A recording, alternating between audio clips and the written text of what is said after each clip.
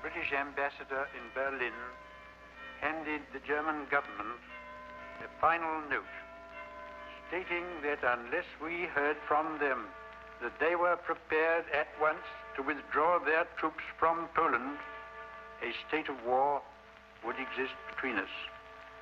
I have to tell you now that no such undertaking has been received, and that consequently this country is at war with Germany. This is London. Edward Ormo reporting. On this, the fourth day since England and France declared war on Nazi Germany, there is grave concern over the fate of Britain's newest, largest, and fastest luxury liner, Goliath, which sailed for New York just prior to the outbreak of hostilities. The giant vessel, which is carrying a total of 1,860 passengers and crew, has maintained radio silence since leaving Southampton. Meanwhile, there have been unconfirmed reports of a German wolf pack waiting somewhere in the mid-Atlantic in the hope of intercepting her. However, because of Goliath's speed, in excess of 30 knots, she should have little trouble in eluding any would-be attackers.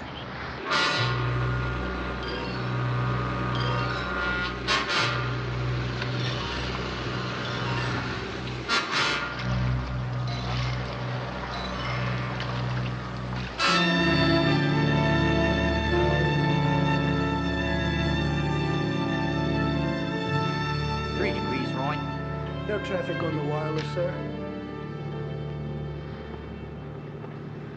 We were wise to take a southerly route. The beggars are probably 1,000 miles north of us. Chief, are we fully secure below? Aye, Captain. I've been checking with all stations. That should be young Mackenzie ringing in now. Good. He's a fine lad, Mackenzie. That he is, sir. A keen eye and smart. If anything is amiss, he'll know about it. Chief Engineer. Yes, sir, everything's under control.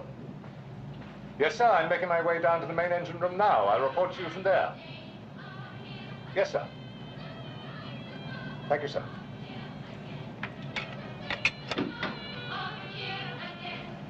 Oh, hello, Bailey.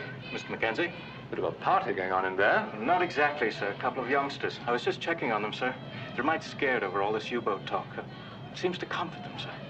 Well, no harm done as long as they don't keep it up all night. We all need our sleep, don't we? Thank you, sir.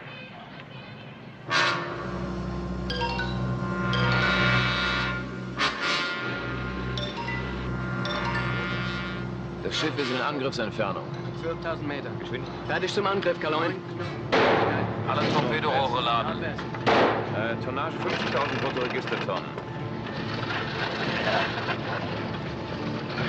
Nordwest.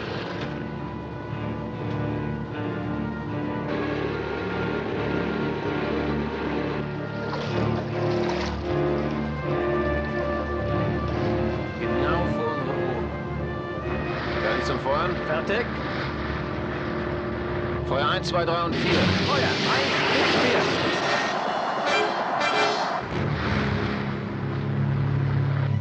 4. Pressure's up on number 4. No problem. We'll relieve it through the mark. Wesker, they treating you all right? Oh, very first rate, Mr. Mackenzie. Thanks to you, sir. You're a good worker. You'll do fine. I never did get to thank you proper for putting in the good word for me to the captain like you did. Oh, I thought it was the noose around me neck for sure. Oh, they stopped hanging stowaways some time ago, Wesker. Well, that may be, but the fact of the matter is that nobody's ever given me anything, sir. You're the only one, the only one. And I love you for that, sir, and I'll do anything for you, Mr. Mackenzie. Anything. Just do your job, Wesker. That's all.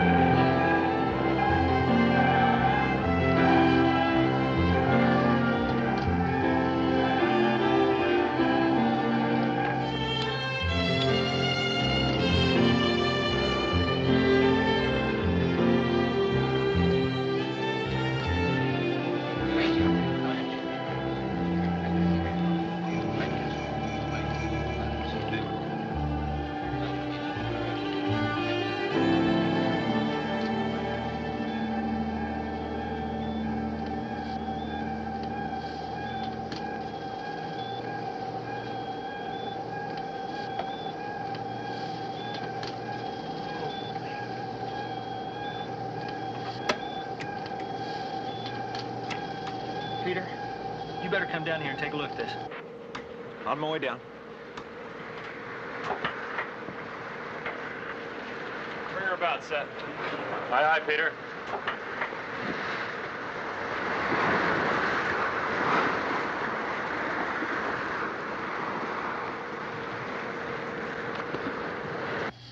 According to the chart, she's at 800 or 900 feet, maybe more.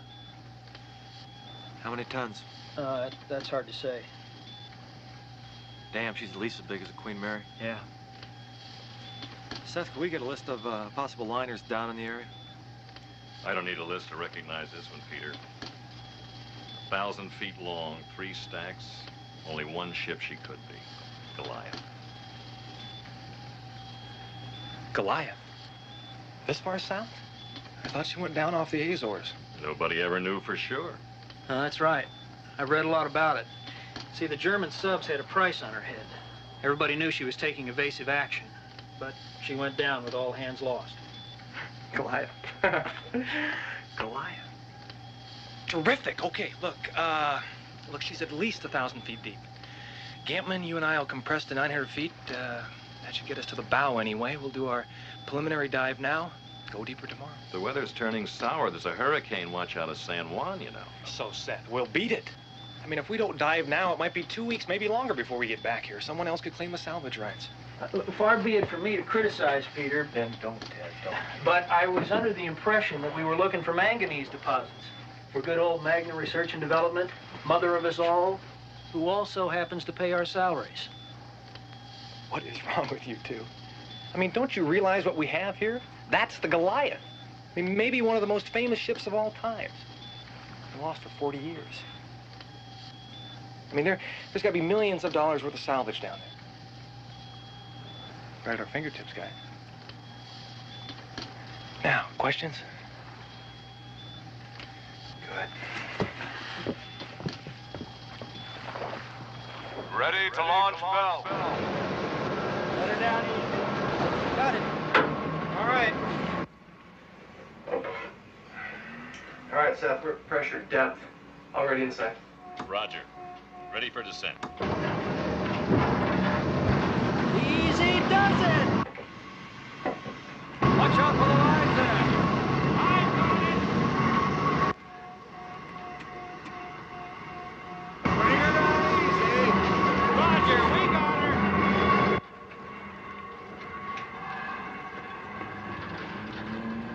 Water contact! Pressure looks good.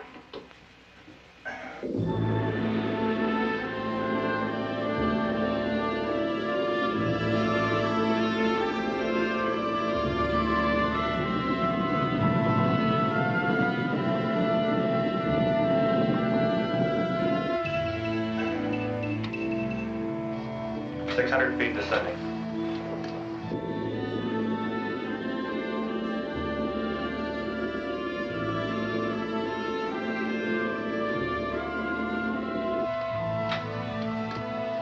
The weather report.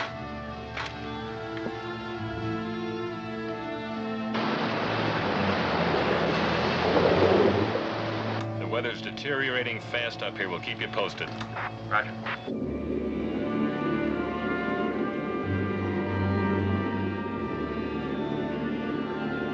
There she is. Approaching 900 feet and coming in over the bow.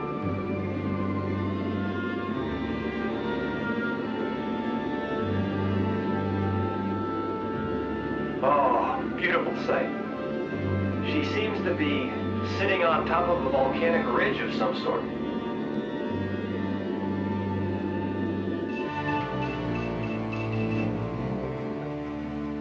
All right, 900 feet.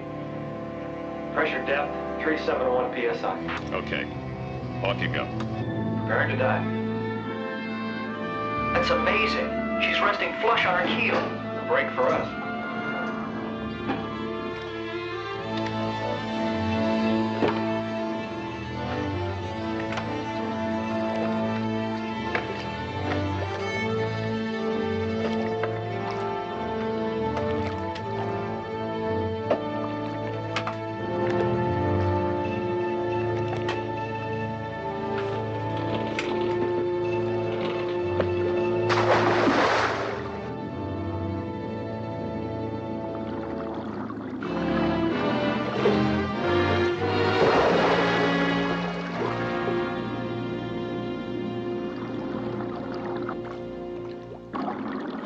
I'll take the lead. Right behind you.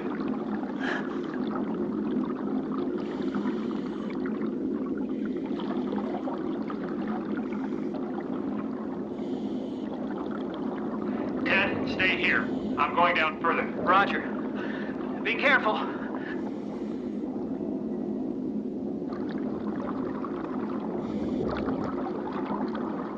Now, moving down along the hull on the port side. How's the temperature? Surprisingly warm, Seth. Must be volcanic activity close by somewhere. Lava flows on the ocean floor.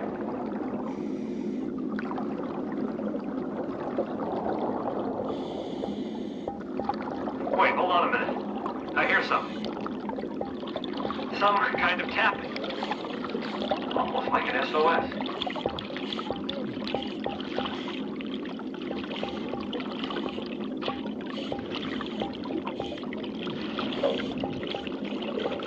My pressure gauge seems to be malfunctioning.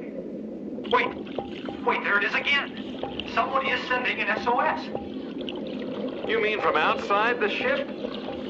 Not sure. It sounds almost like a turbine sound. Maybe some kind of floating debris. Hold the talk, Seth. I'm hearing another sound. I can't figure out what this one is.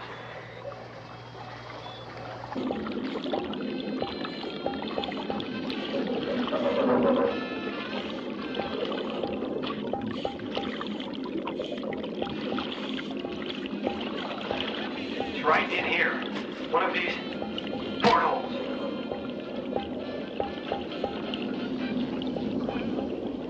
It sounds almost like, well, like music.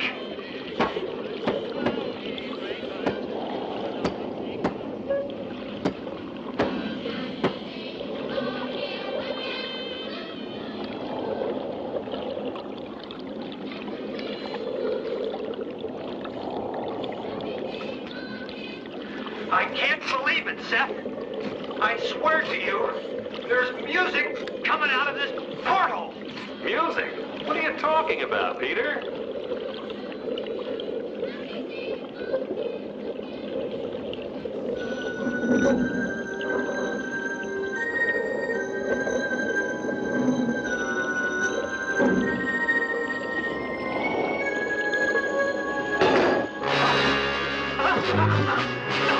Come back! Come back! There's a girl out here! There's a girl inside Goliath! She just looked at me! No. Come back! Damn it, get down here!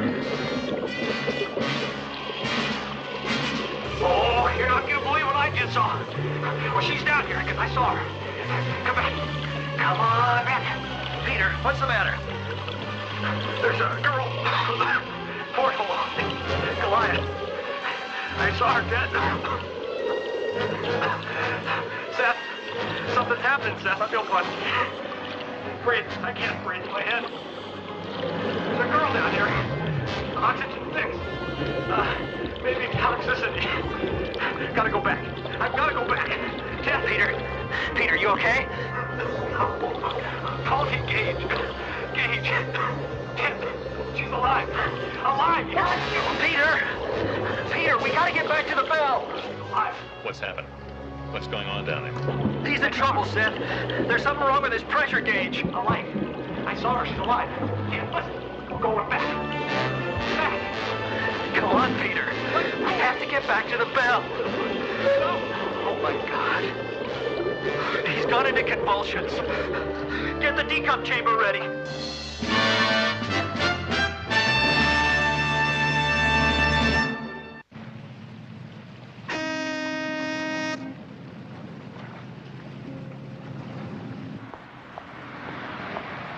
I am certain that I was quite lucid when I saw what I saw and I heard what I heard. Listen, all I'm asking is that someone with the proper capabilities and hardware go out there and investigate. Look, if I'm wrong, you can lock me up and throw away the key. And if I were to give you the okay and you were wrong, they'd lock me up too, only my cell would be padded. Commander, you're a salvage officer. What'll it take to do this job? Well, for openers, sir, we might toss Mr. Cabot here in a straitjacket. I mean in the way of equipment. Yes, sir. Our most sophisticated vessel is the Point Loma, sir, but she's in dry dock and couldn't be made available for at least a month, sir. Any other solution? Well, if the Admiral's really serious about pursuing this charade... I am serious, mister. And I expect a direct answer to my question, not a personal observation. Yes, sir. The British have the equipment, sir. The Royal Navy? No, sir. Private outfit that has a charter arrangement with the Royal Navy for rescue and salvage, sir. Oh, a private outfit? Yes, sir. British Oceanics. They specialize in underwater work for the North Sea oil companies. And you think that they could undertake this job, huh? As good as we could, sir. Admiral, the Goliath was originally a British ship. It still is, for that matter. Then that's a solution, sir. Not so fast, Mr. Cabot. I still think this is nonsense. But I'm impressed with your candor, as I was impressed with you as a naval officer. Therefore, I'll see what arrangements can be made.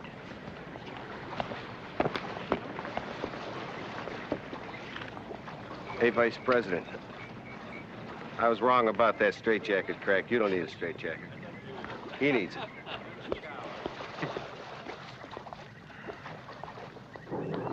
Meet me at the car. I won't be but a minute. Yes. I guess you thought I'd gone bananas buying that story about that girl floating around down there, fresh as a daisy after 40 years? No, sir. Not at all, sir. Oh, Commander, you're going to go far. But here's the real point. When the ship went down in 1939, there was something very important on board. What was that, sir? A diplomatic pouch containing a document from the United States Embassy addressed to President Roosevelt personally and intended for his eyes only. It was entrusted to the care of a United States Senator named Bartholomew. But what Bartholomew nor anybody else knew, that document was a forgery, forged by 2 Nazi agents who infiltrated themselves into the embassy. What's on that paper is dynamite. If it falls into the wrong hands, it could wreck NATO, at the very least. Damage our image. You want me to recover this document? Or, preferably, to destroy it totally, forever. After all these years, it'd be impossible to prove it was a forgery. Our president is most anxious to have this solved before somebody else starts messing around down there in that sunken hull. Now, you and Cabot will be sent on to England. Arrangements will be made through the Prime Minister for you to use their equipment. I see, sir. You're to speak of this to no one but me. Understood? Understood, sir. Take care.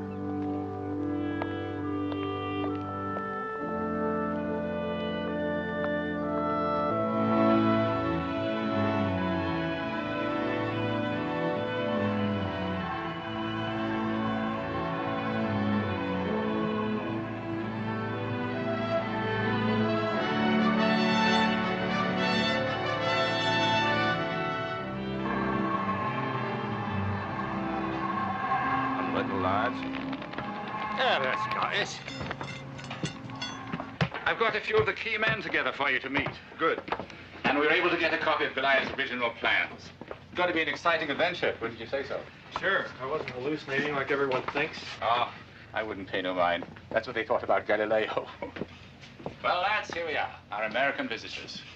Commander Jeff Selkirk, U.S. Navy, and the man who found Goliath, Peter Cabot.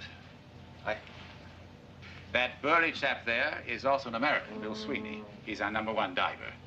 Welcome, fellow patriots. Bill, Navy? No, I used to work in a bulldozer factory till I got tired of chasing the nuts and bolts. All he chases now are the lasses in Edinburgh. I'm Ed Linda. Ed. This here's my diving partner, Robbie Cole. Robbie. Hi. Speaking of lasses, tell us more about the mermaid you found in the Goliath, Peter. Ah, mermaid. That just might be the answer, Robbie.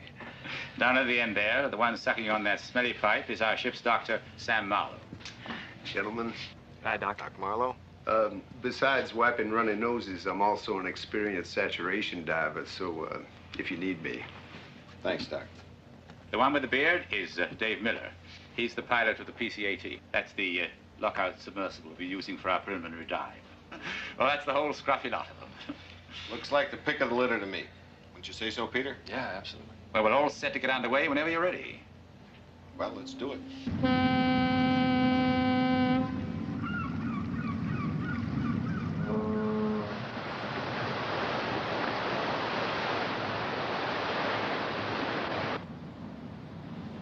There's the marker, boy. Now here it is.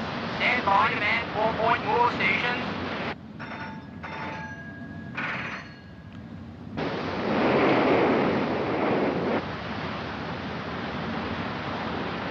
That covers my notes. Peter, would you show us again, please, where you saw that reflected light? The light wasn't reflected. It was from inside the ship, where the girl was. Excuse me, where you thought you saw the light? Certainly, Mr. Selkirk.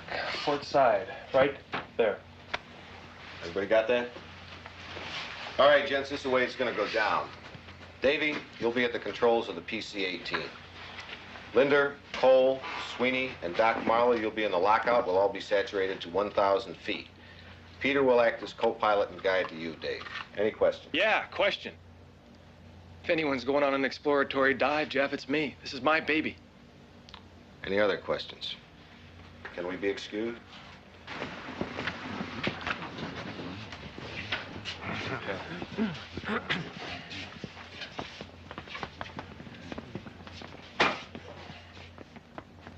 All right. I'm diving, Jeff. You can't stop me. Sure, I can stop you. You're still sore, aren't you? I'm not sore. Yeah, you're sore. You're sore now that you got the chance. You're really gonna rub it in. You want to sit down here a second, hear what I've got to say? Listen, I wouldn't even dive if I thought I was gonna be some kind of risk to you. Oh, really? Well, that's change. Don't you give me that. Because you wouldn't even be sitting here right now, all holier than thou, if I hadn't waited for you outside that sub-chaser wreck in '76. And endangered the lives of the rest of the team, we might add. You had orders. If I was late, you were to leave. Now, we were too deep with too much current to mess around with the lives of the rest of the team. And I saved your life. And you wrote that lousy fitness report on me. I've thought about it over the years. Maybe I should have put you up for a medal. But you knew it, and I know you don't belong in the Navy. I'm not in the Navy. Ah, yes, that's right. You're a new VP. I got that. Well, as far as the Navy's concerned, there's a real good reason why you're not diving. I talked to Doc Marlowe. Now, maybe you're perfectly fit and maybe you're not. But until he says you are, I don't intend to risk anybody's life on this mission, especially yours. Well, what you should do is talk to Dr. Marlowe again, Jeff, because I saw him a half an hour ago, and he said I was fit, which means I'm diving. Prepare to launch DC-18.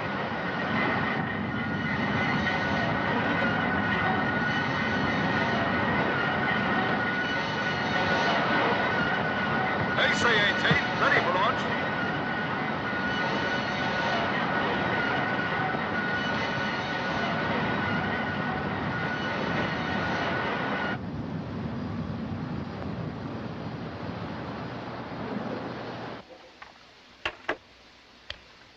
Ready for launch, chaps?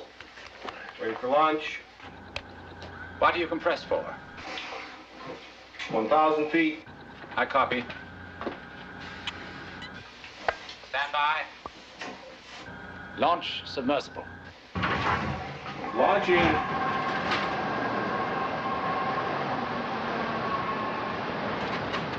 Steady as she goes. He's off the lines.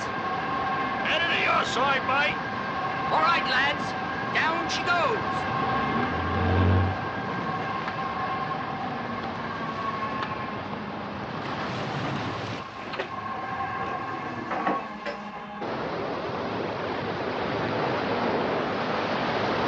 Cast off all lines.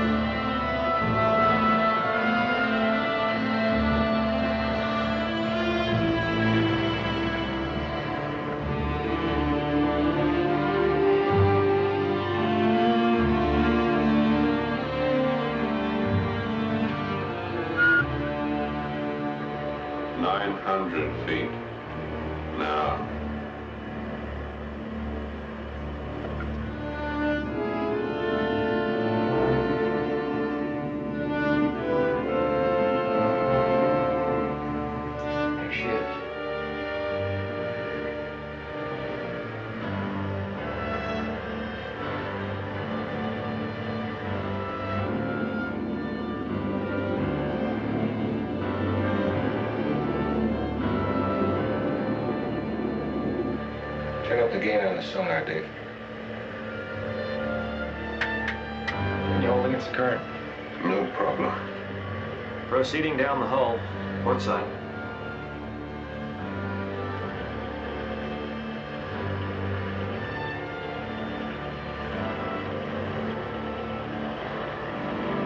There. Fresh lava flow just beyond. Look over there. How do you like tropical fish at 1,000 feet?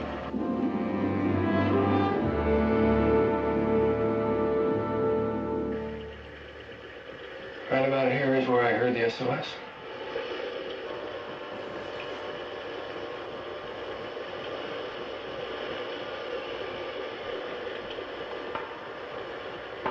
There. There.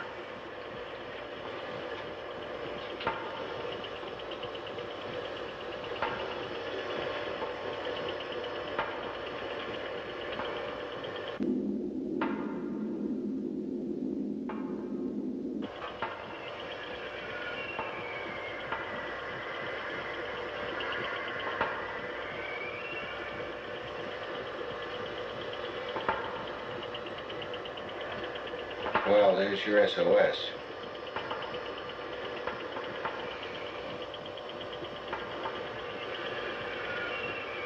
Sorry.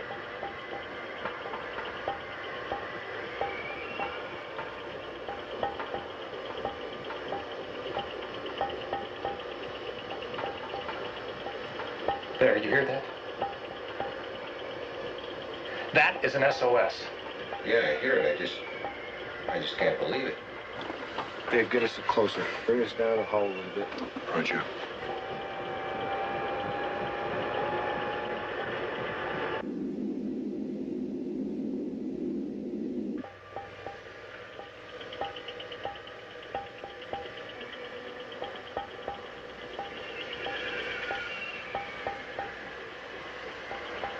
We are directly above the center.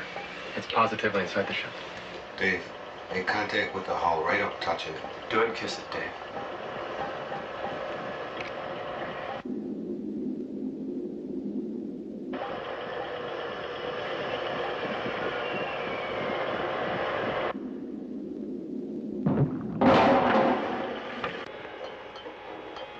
All right, here, give him an answer.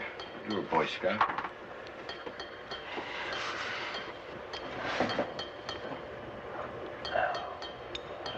Try to remember how to do this.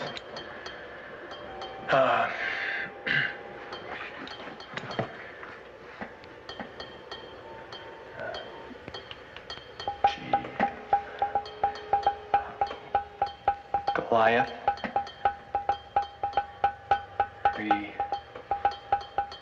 Respond. We're still sending the SOS.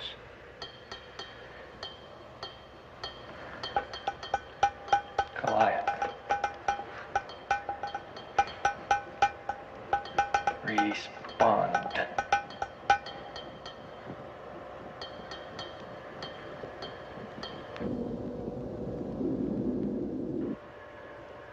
They must have heard us. Why else would they stop the SOS? This is PC 18. Respond.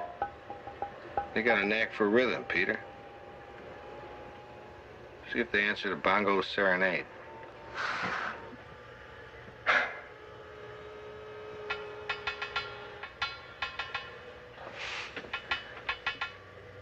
Hey, I'm answering.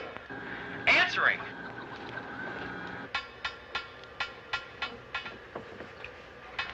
Here. Goliath. On board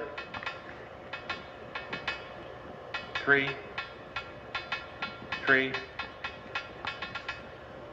7. Danger. Air. Toxic.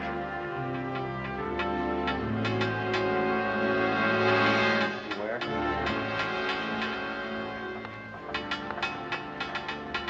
Proper name, Mackenzie.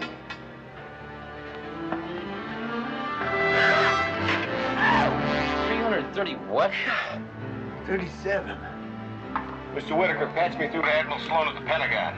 Right. Patch it through. Doc, is it possible? Well, if they went down slowly enough, it's possible they could have reached ambience. But, I mean, that is equalization with the outside pressure. But it beats me. How are they breathing at 1,000 feet? Whatever it is, you can bet after 4 years it's got to be toxic. All right, Dave, get us down the hole a little bit further. Maybe there's entry where the torpedoes is. Roger.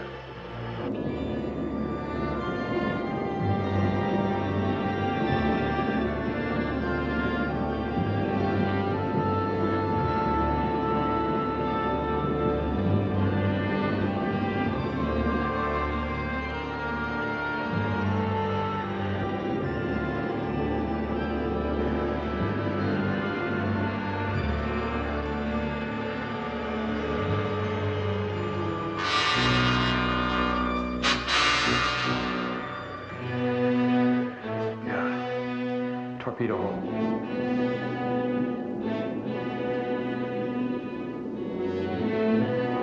We're coming up on a torpedo hole. Roger, I copy. So they're right up tight.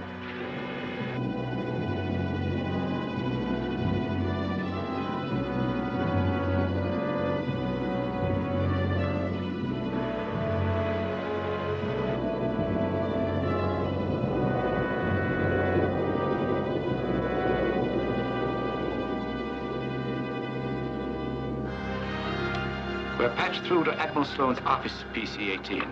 Stand by. Yes, sir. Selkirk, sir. Yes, thank you. Hello, Jeff. Sloan here.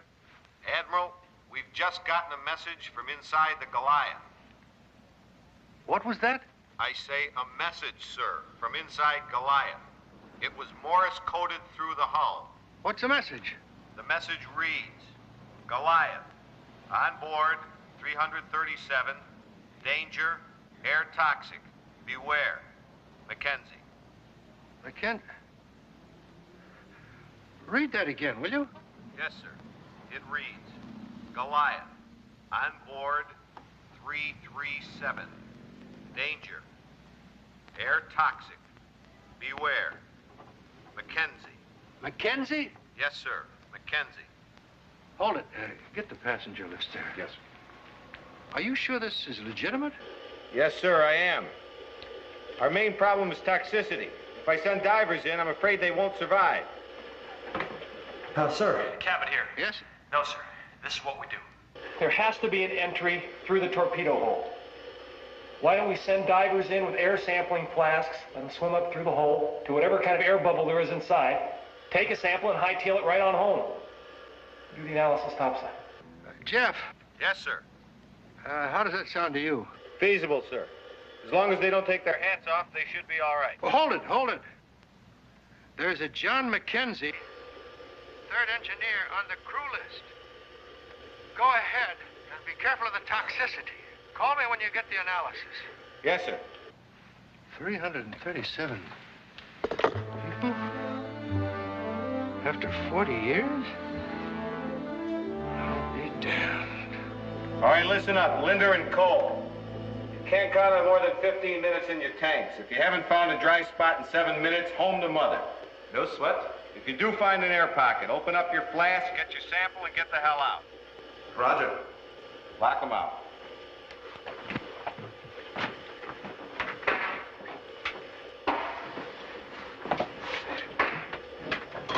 Timing. Starting. Now.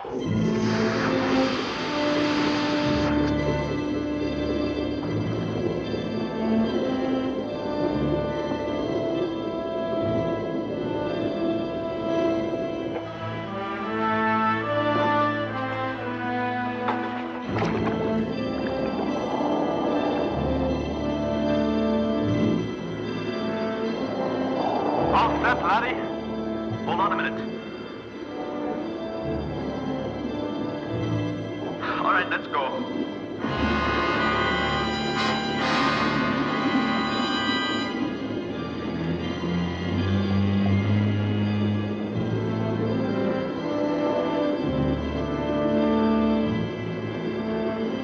Robbie, watch out for those jagged edges. You go first. I'm right behind you.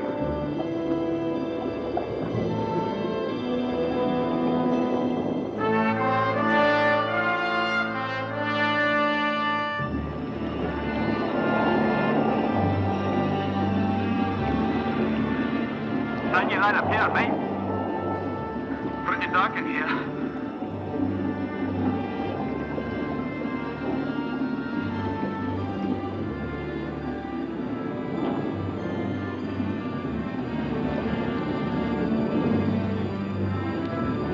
You okay? Never better.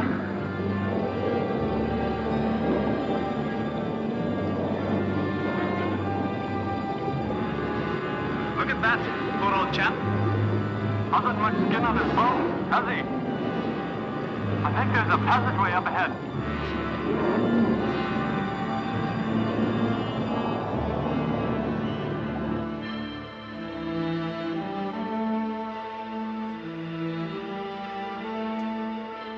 What kind of time you got? 4 minutes.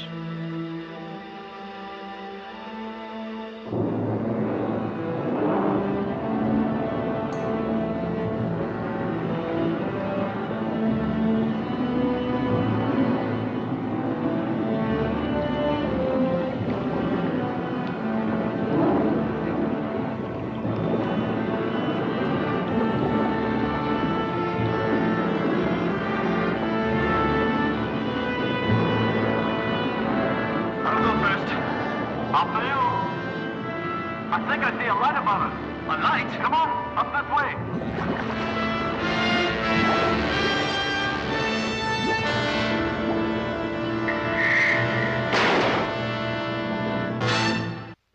This is a Net Alert special news bulletin.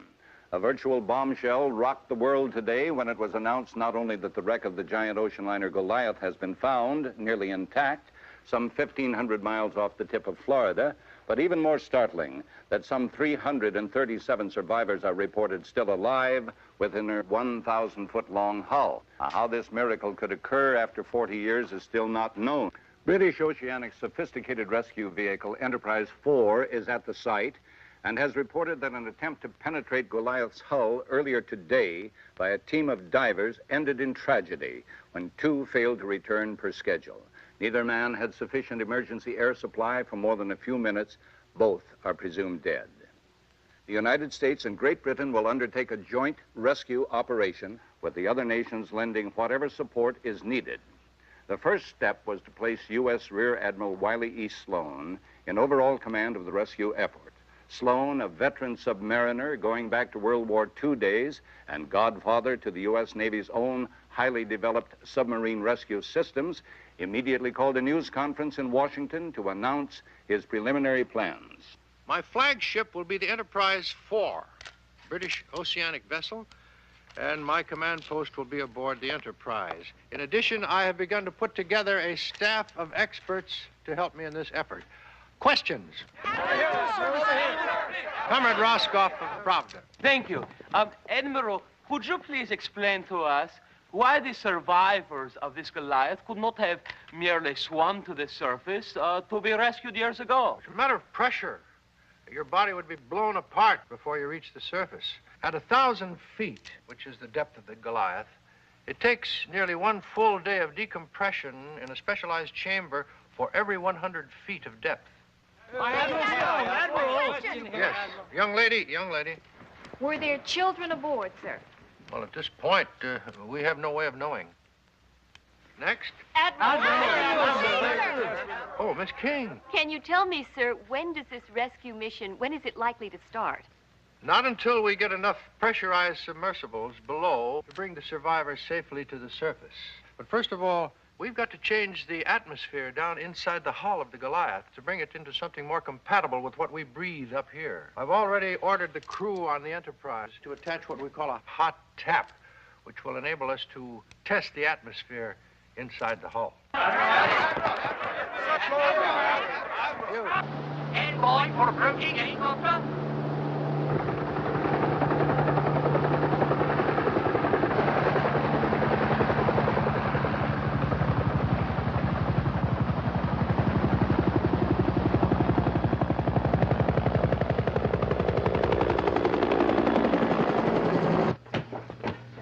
What about that hot tap? Hot tap has been completed, sir. Analysis shows 1.5% oxygen, the rest mostly hydrogen. Oh, that could certainly be dangerous to anyone accustomed to surface air. But at least not volatile, Admiral. Not even flammable, for that matter. Not with that percentage of oxygen. Gentlemen. Admiral?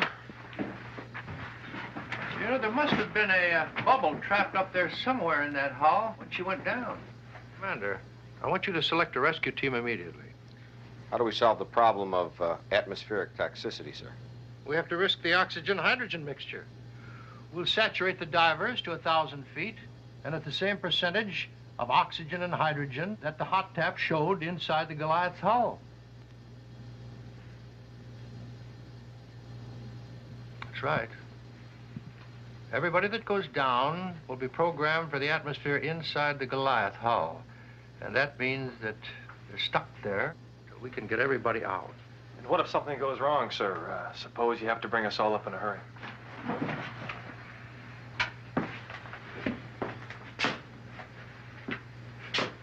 This is strictly a volunteer mission. I see, sir. In that case, I'd like to lead the team myself, and if willing, take Doc Marlowe and Mr. Sweeney with me. Fine with me. Okay. There's 3 of you. 4. It's agreeable. Doc? Oh, I checked him out. He's fit. You'll prepare to dive and make entry as soon as compression is accomplished. Yes, sir. Anything else? There is just one thing. There are not enough decompression chambers in the whole of Britain to handle that many survivors. We'll have to fly them in from all over the world. Put them on a large ship, bring them out to the wreck site, diving bells included. You better start compression immediately. Yes, sir. Anybody who wants submersible? All stations ready. On submersible.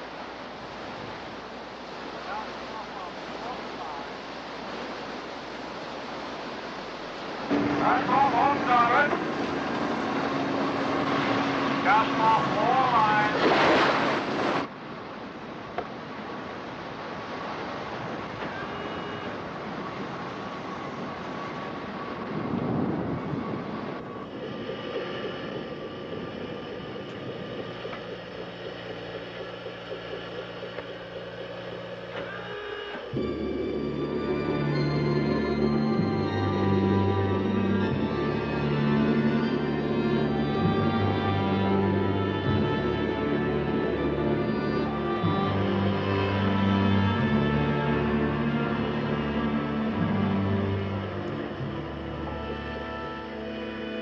Truth? Sure. For the duration. Sure.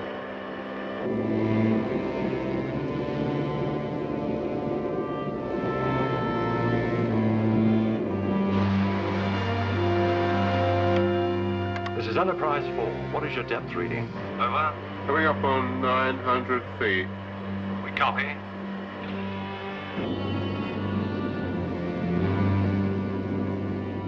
Goliath hull coming into view now.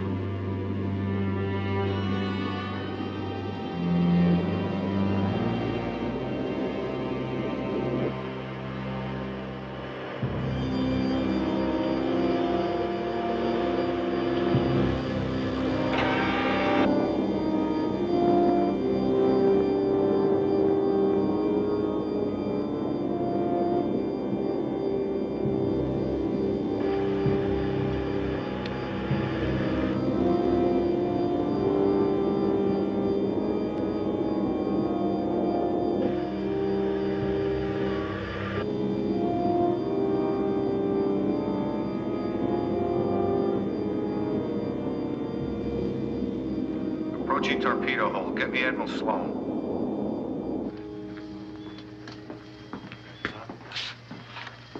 This is Sloan. Ready to launch diver, sir. Just be sure you check your come-home tanks, in case you gotta get back fast. Yes, sir. Any more Morse contact with Goliath? No, we tried, but they don't answer. Thank you, sir. Suit up, guys.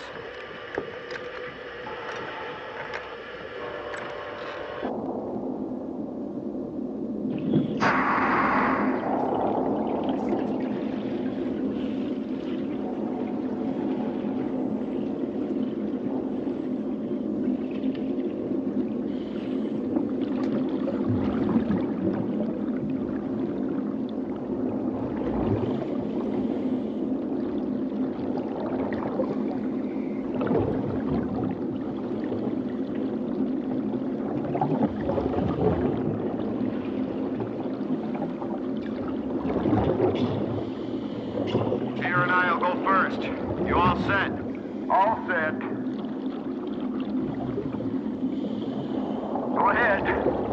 We're right behind you.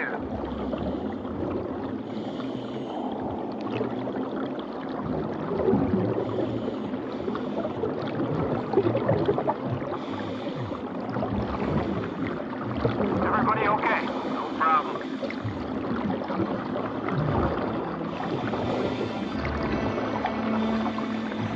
Anybody gets in trouble, give a holler. Let's go.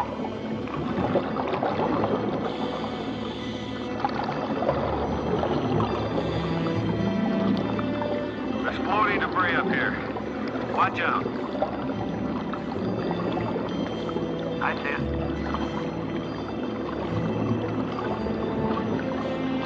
How you doing? Fine. Don't worry.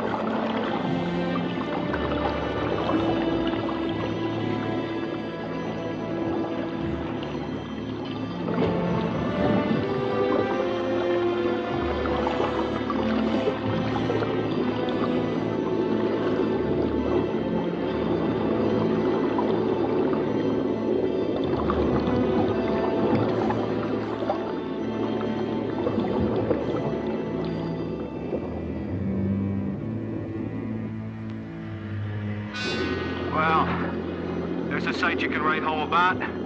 Sorry you came? Not yet. You? It looks like a ship's ladder up ahead. Lead the way. We'll follow.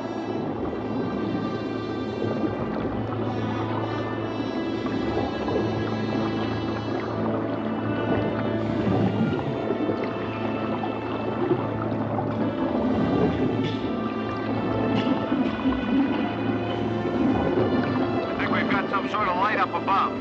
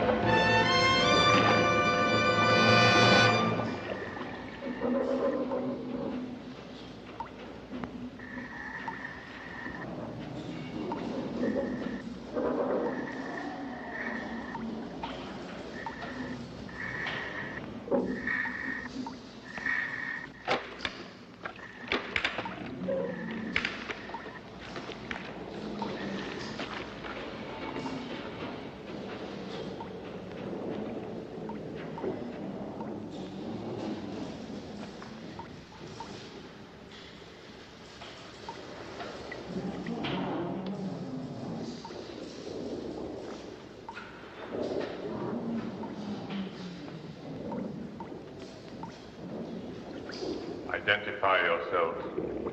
We're off a salvage vessel. The Enterprise 4, sir. Papers? Yes, sir. I'll have to get out of the water to show you. Very well. But the rest of you, stay where you are.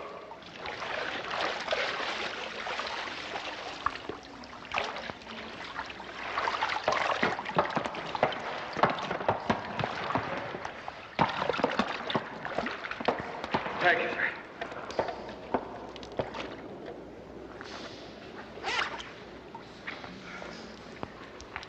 Jeff Selkirk, Commander, United States Navy, sir.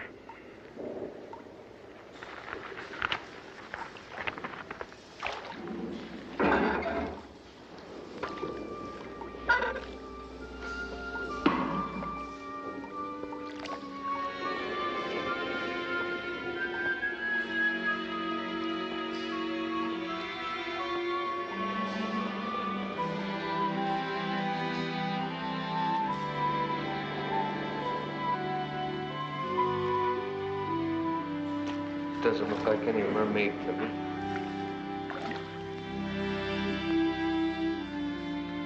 John Mackenzie, Commander.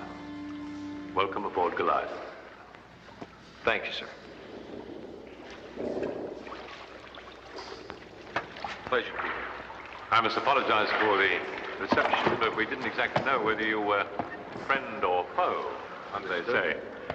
And when we had our last contact with the outside world, it was on the point of being overrun by Hitler.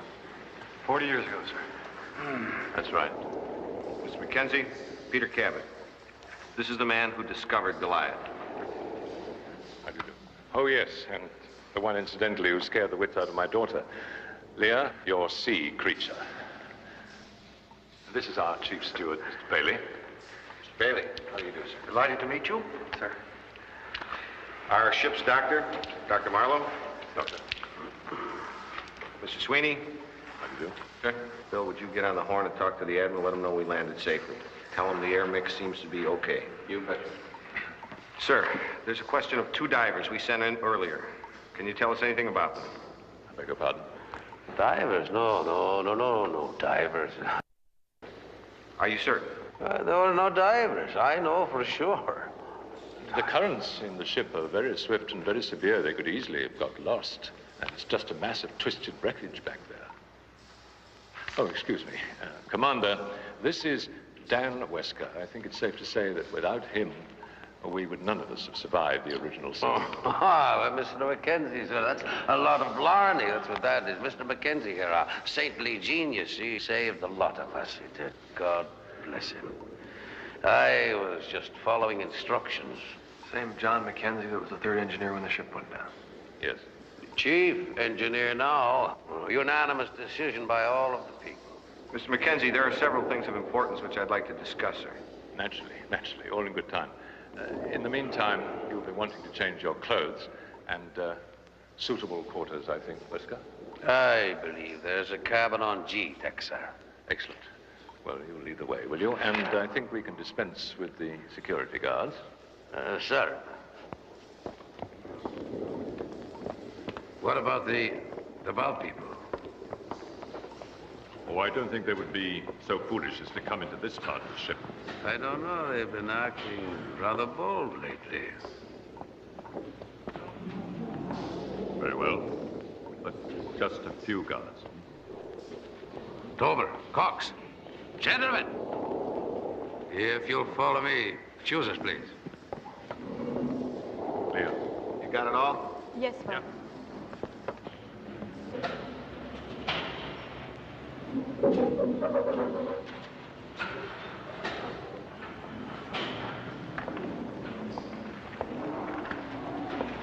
This is our principal salvage area, Commander. As you will appreciate, we can't afford to waste anything.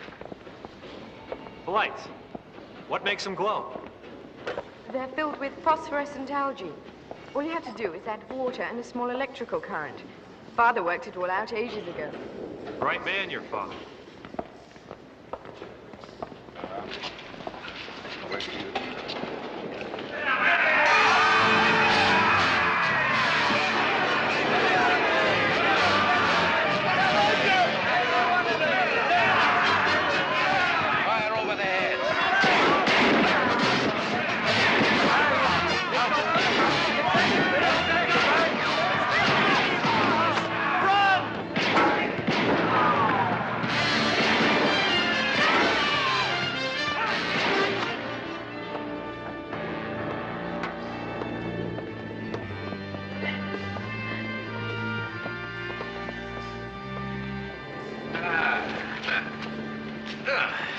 Riker.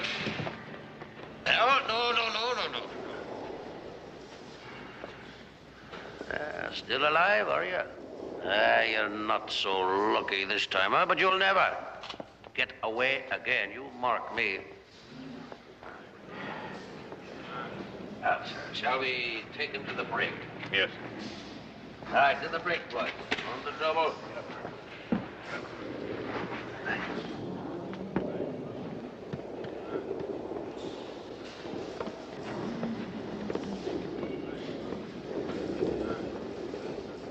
What was that all about? The bow people. Thieves and murderers, mostly. Outcasts. And how often do you get that kind of thrill? All too often. But now that we've got their leader, that man Riker, that'll be the end of it. I've noticed, Mr. Mackenzie, that some of them are deformed. The results of the bends, Dr. Marlowe. From time to time over the years, some of our people tried to swim to the surface foolishly. Then they became confused, tried to turn back with the physical result that you saw.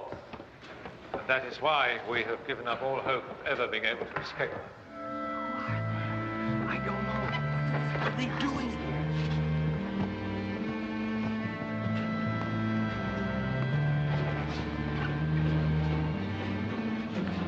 Folks aren't real friendly down here. It's because you're strangers. Never in our whole lives have we seen strangers before, except the elders, of course. What is an elf?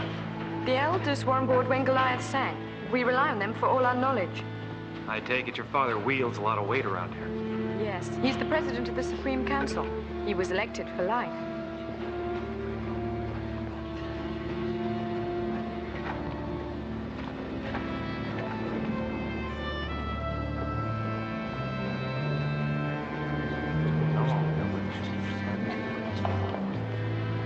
This is G deck, gentlemen.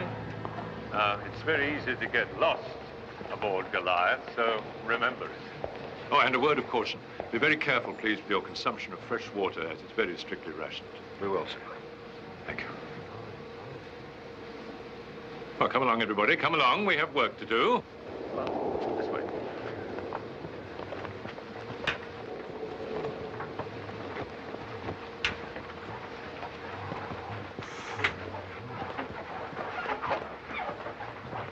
These will be your quarters here. Leah, Wesker will take you back to your cabin. Extra guards, I think, Wesker. Right, sir, right. Please. I hope you'll be comfortable here. Under the circumstances, you appreciate it's the best that we can do. It'll be fine, sir. I'll leave you now to communicate with your ship.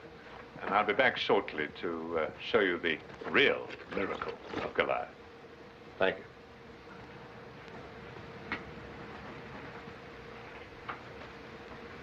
For your protection, gentlemen. Understood.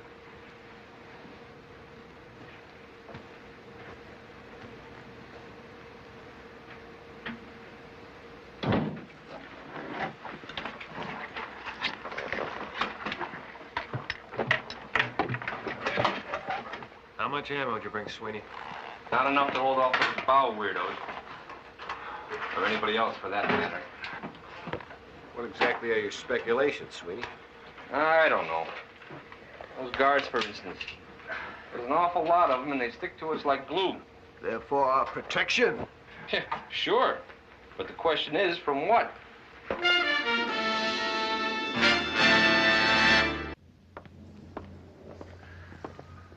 This was the auxiliary engine room, designed to provide power for lights, air conditioning, blowers, etc.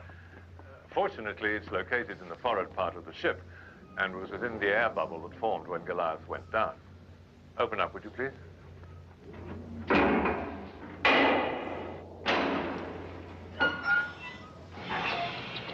Obviously, we do not allow fire of any kind on board, except for the light room and the cooking area, which is specially vented. Otherwise, as you know, the carbon monoxide would kill everybody. Now, this is the single most important space on the entire ship. This is the very heart of Goliath, which guarantees our very survival from one moment to the next. Your turbine, sir. What runs it? Ah, over here. The designer of Goliath saw fit, in his wisdom, to provide the auxiliary engine room with its own Scotch boilers, thereby ensuring us some measure of hope.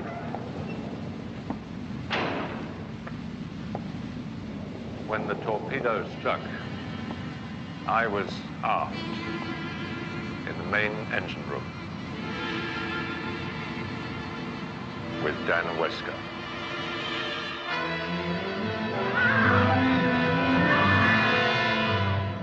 Somehow, we made our way forward to the temporary safety of the air pocket. The people had panicked, were trying to reach the top deck, unaware that it was now completely underwater. Out of a total of almost 1,900 passengers and crew, only 240 managed to survive.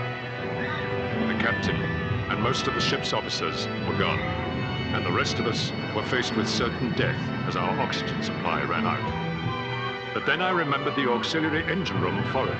If anything was to be done, it would have to be there. We made our way down to G deck. The lights were on, which indicated that the generators were still operating. But the key was the Scotch boilers. They had to be kept fueled.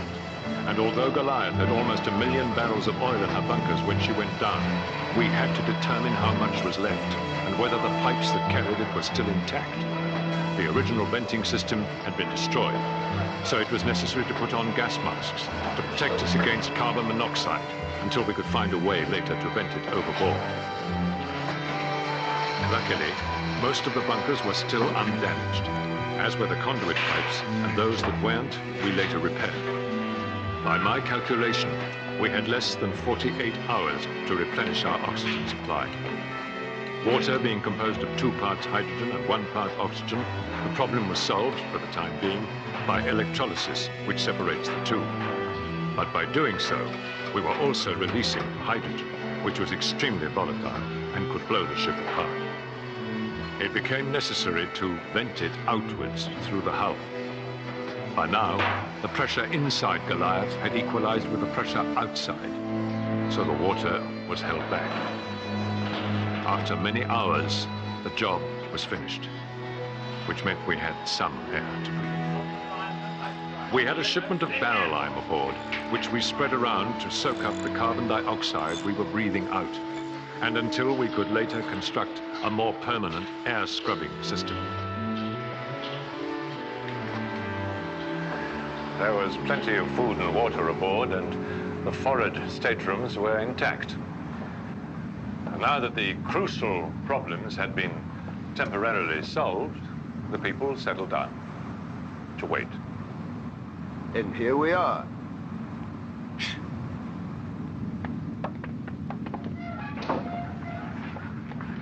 It's an incredible story, sir. Yes, it is. It's been sustained light for over 40 years. When can we see the rest of the ship? Leo will show you around in the morning. And now, if you'll forgive me, I've got a great many things to do. Excuse me, Mr. McKenzie. Yes. Do you have a Senator Bartholomew aboard? Senator Bartholomew? Why, yes, we do. Would it be possible for me to speak with him? Of course, you'll see him at dinner. Would you see that our guests are brought to the main hall at 6 bells? Goodbye. Thank you. Hey, Jeff. Who's Senator Bartholomew? He's just old acquaintance of the Admiral's. Not important.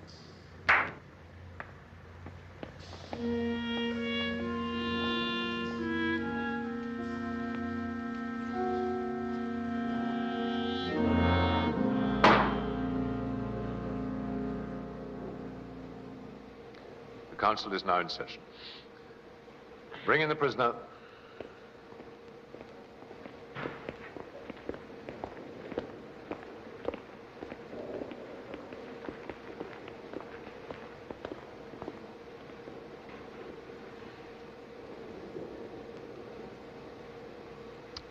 Has the prisoner anything to say in his own behalf? What are the charges against me? Treason against the state. 2 counts.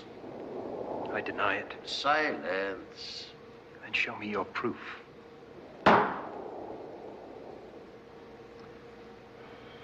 Bring in the witness.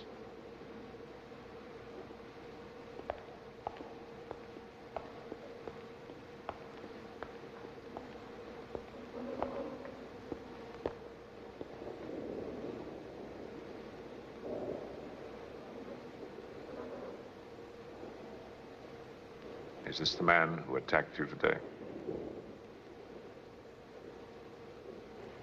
Yes. Do you testify to that without prejudice? Yes.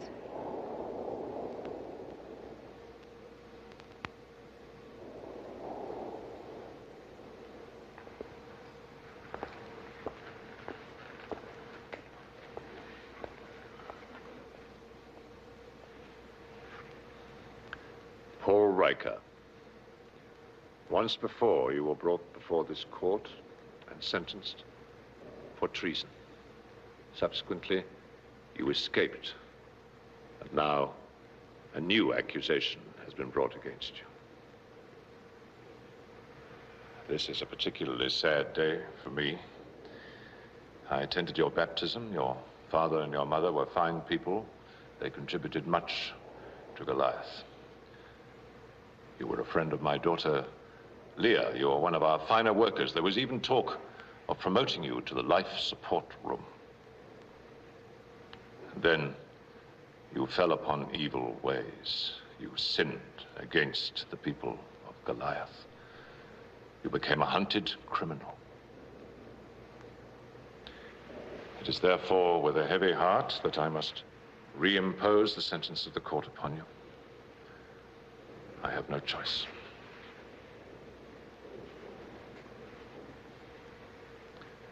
Wesker, you will see to it that the prisoner is executed first thing in the morning. It shall be done, sir, as prescribed. The life room furnace. Do you have anything to say?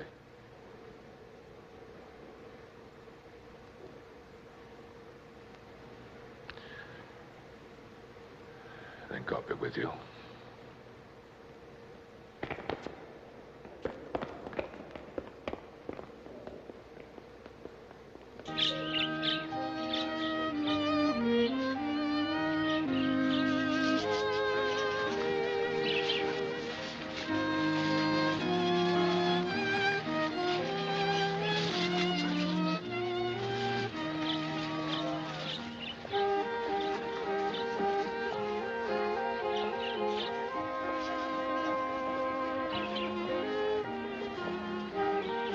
Cabot. Mr. Selkirk. Dr. Marlowe, I presume. Excuse me, sir, but aren't you... Ronald Bentley, at your service. Head of the welcoming committee. Ladies and gentlemen.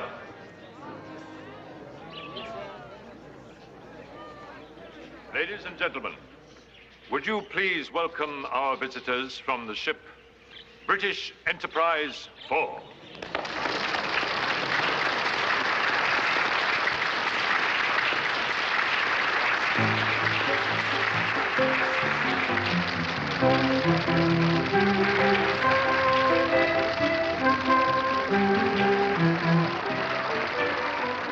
Right this way. Sir, you know I watch you all the time on movies on late-night television. You mean they finally perfected that silly little box? Oh, yes, sir, more or less. I didn't realize you went down on Goliath. Oh, how soon they forget. I don't suppose you could get in touch with my agent, William Morris Agency. Imagine, why not? This place is incredible, sir. Where'd you find the plants and all the parakeets? The florist shop. Just in the nick of time, mind you. Of course, these aren't the same bird. Like Noah's Ark, to use a romantic allusion, there were both male and female.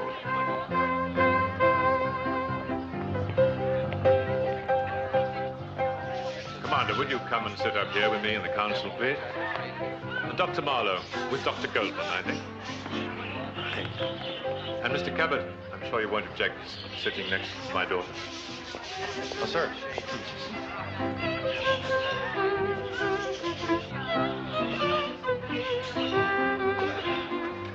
We are most passionately interested in learning about the world above, Commander. I'll bet. Perhaps you will enlighten us. Hello. This is Mr. Cabot. Senator and Mrs. Bartholomew. Welcome. Thank you. Sally and Luke Crane and their little girl Beth. And this is my friend Maria. Hi, Maria. Hello. Did I hear him say you're from an English ship? Yes, sir. Enterprise 4. Oh, how remarkable. In these waters. Or is it over? It's what over? War? Yes, sir. Yes, sir, it is. And Hitler? Was defeated, sir.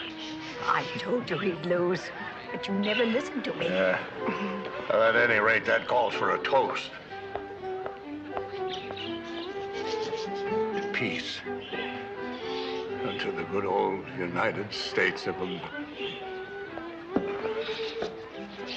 Oliver, I'm afraid he's had too much of this seaweed champagne. Not at all, not at all.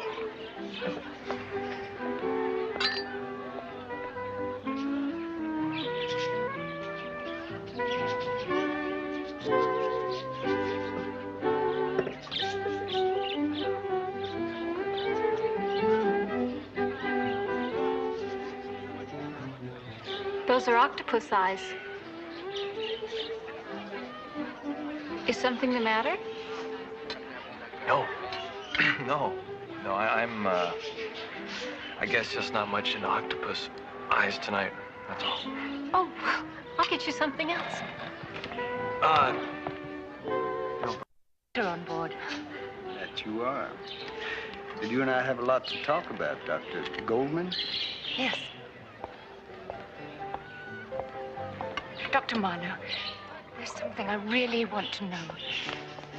My father was trying to escape from Nazi Germany when he came on board Goliath. He died when I was 28, but all his life he wanted to know what happened. Your father got out just in time. Was Hitler really murdering them? The bastard killed 6 million men, women, and children. He gassed them in concentration camps. 6 million?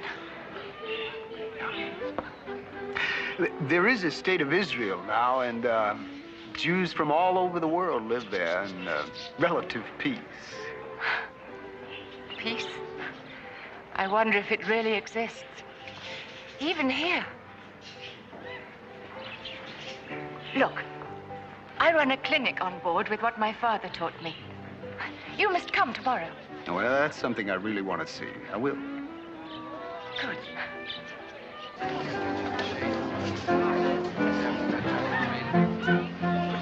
Are you saying, Commander, that another great war is about to commence? The world is uncertain, Mr. Bailey. And there have been several wars since Hitler was defeated. And this bomb you talk about, certainly the nations have forbidden its manufacture. They have not, sir. What?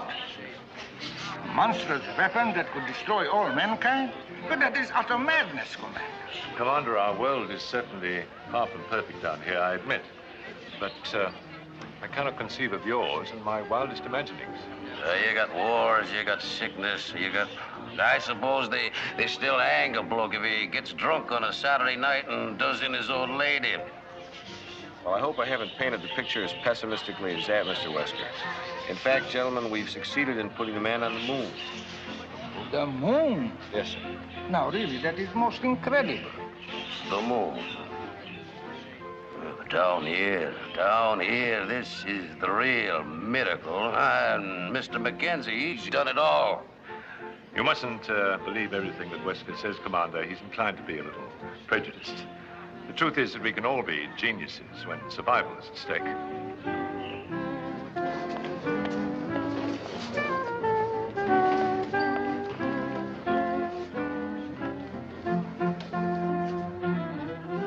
Thank you.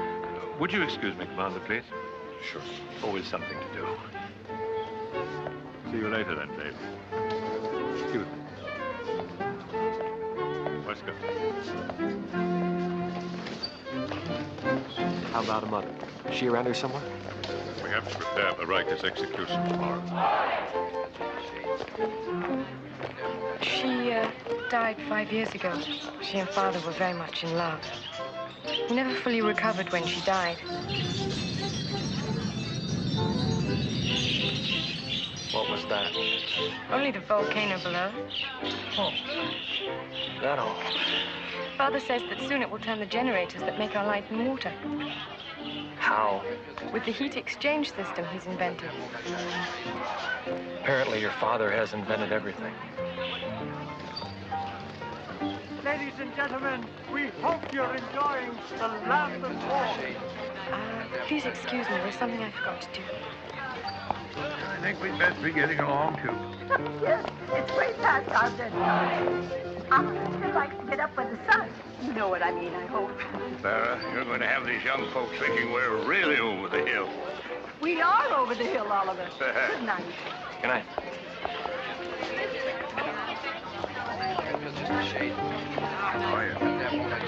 Excuse me, sir. Senator Bartholomew?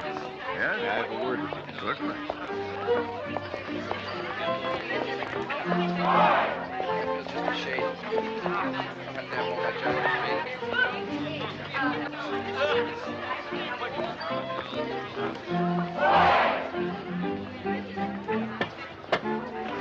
I brought you something else. What? Oh.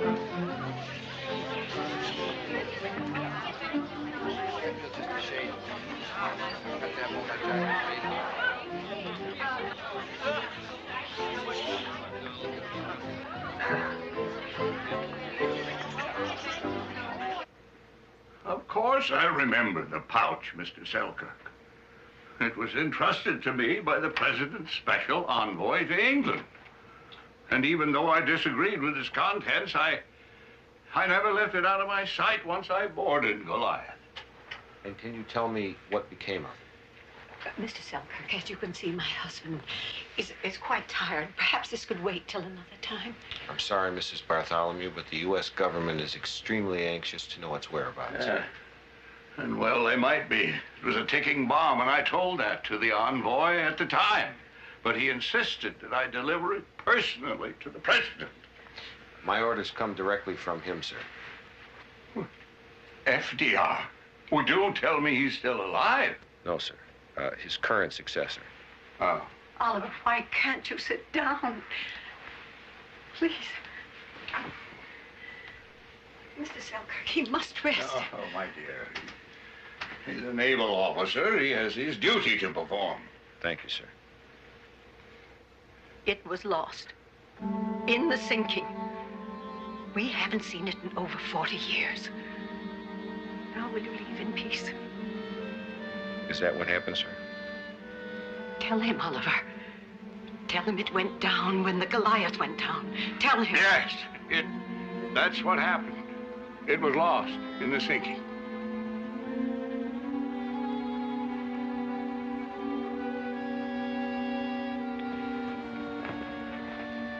Thank you, sir. I'm sorry to have disturbed you both.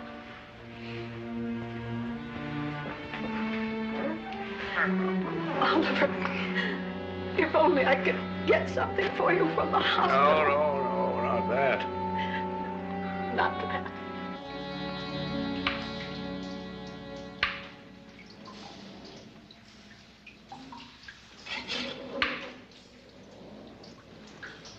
What was that? Probably the current.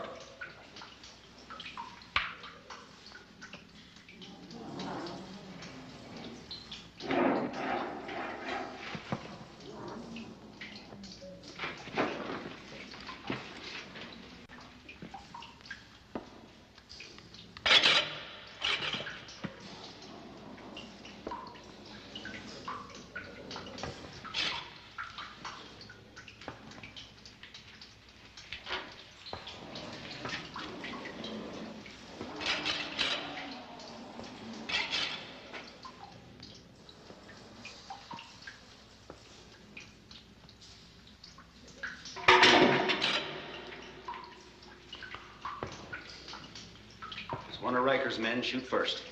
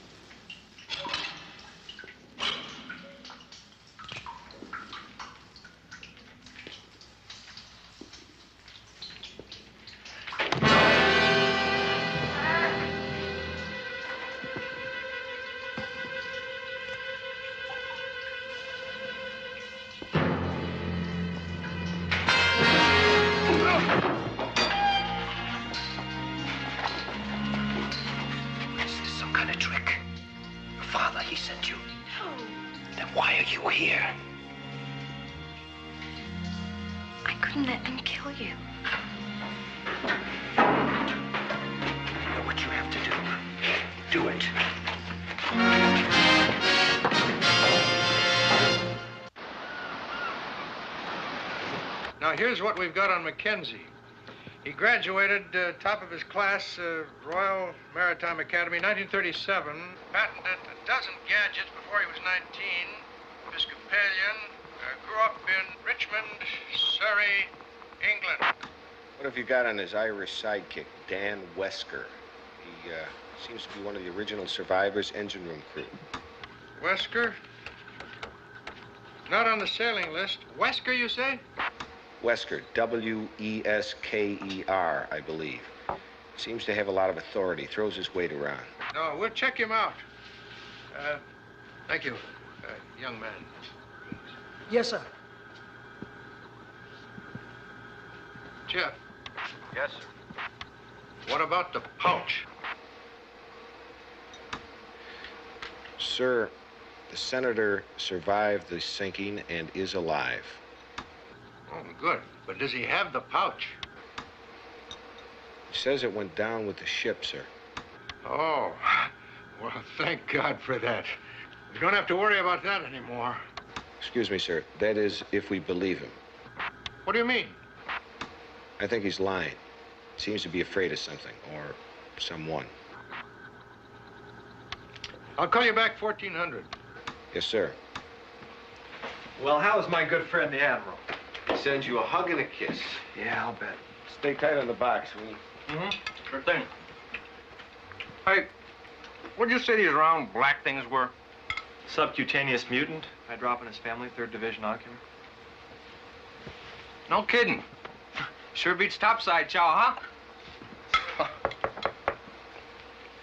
Our date. Not our date, buddy. That's your date. We're just coming along for the ride.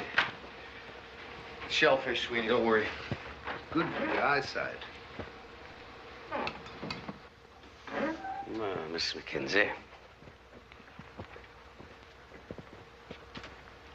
If you don't mind, you can direct me to the ship's hospital. I promised to see Dr. Goldman. And I've got to make arrangements for the inoculations. Inoculations? What for? Earthborne viruses, Mr. Wesker. They could be deadly to your population, and we don't want to take any chances. What's that? Don't worry. We've already cleared it with Mr. McKenzie.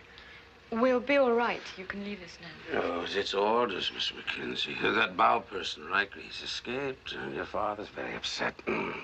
Some traitor got the key to his cell and let him go.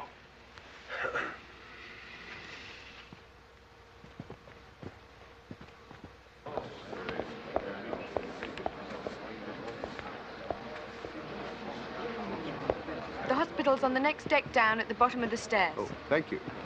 Leah, where's everybody headed? To work. They don't want to be late. It's forbidden.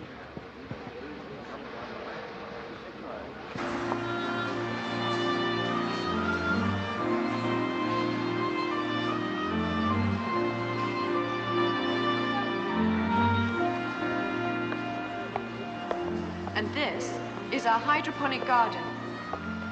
Up there is where the majority of our food is grown, without soil. Only desalinated, brackish seawater is used. But the nutrients in it allow the plants to grow. Father visited such an experimental farm before he sailed from England, and he applied what he learned here. And I suppose this was all begun by taking sprouts from the original stores? Yes. And this was the ship's pool? Yes, we use it as a fish hatchery now. We've developed many of our own strains. The people you see are called agri-people. They're trained as children and work here all their lives. Does that mean they can never change? Not unless they're elected to the life room. The most important of all are the life people. It's their responsibility to tend the boilers and operate the turbines and generators. It's a great honor to be a life person. You have to be a member before you can be elected to the Supreme Council. Mm-hmm. Thanks. It's good. You learned everything from your father. Yes, he was a brilliant man. Seems that Goliath has more than its share of brilliant men, You're thinking about Mr. Mackenzie. from whom all blessings flow. You know, I have a great curiosity about your world. I can't imagine what it's like at all, in spite of everything we've been taught about it. It might disappoint you, but I hope not. Do you have much illness there? Yes.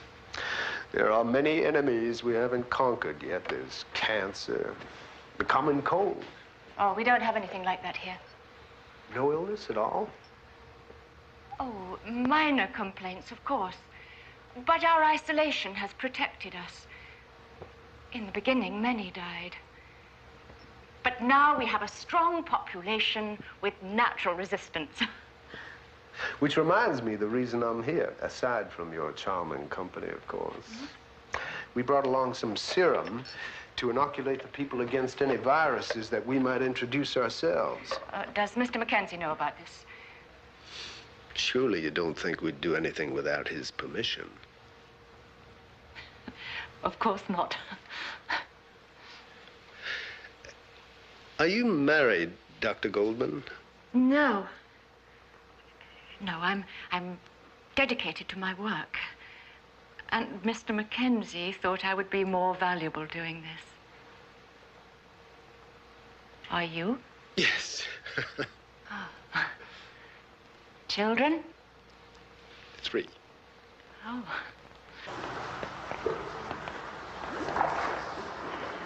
You were here before, when you entered the ship. We call this our sea garden pool. Sally and Luke are called aqua people. Hi, Phil. Hi. We've worked on here since we were children. In fact, looks over there that I proposed to Sully. It's very romantic. I remember I was straining plankton at the time, and I fell in. We had to have permission to be married, of course, and to have a child. It's a great privilege. We were very lucky. Who decides who's lucky? The Supreme Council. Mr. Mackenzie. We must go and let you get on with your work. But I haven't told you about the pool yet. This was originally the first cargo hold. It was badly damaged. The salvage people managed to pump it out. Salvage people? A work group, too. They reclaim sections of the ship for the people's use. My friend, Maria, you met her? Sure. She works with them. We find clothing and clocks. Sometimes even jewelry. Of course, we all fight over that. Do the fish always come this far inside the ship? Sometimes they do. Then we really do celebrate. This has been good to us, Peter. We even make our own medicine from algae. Father says there are some things we know down here that you don't know up above. I'll bet on that. I really think that we should go now. Why are there guards all ways around? The bow people steal our food.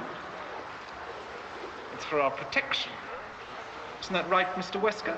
Well, that's right, very right. We look after our people, we do. Miserable war. No. We should go. Plankton string. I'll get you on. Don't forget Beth's birthday party later on. All right. What is this? Let me see.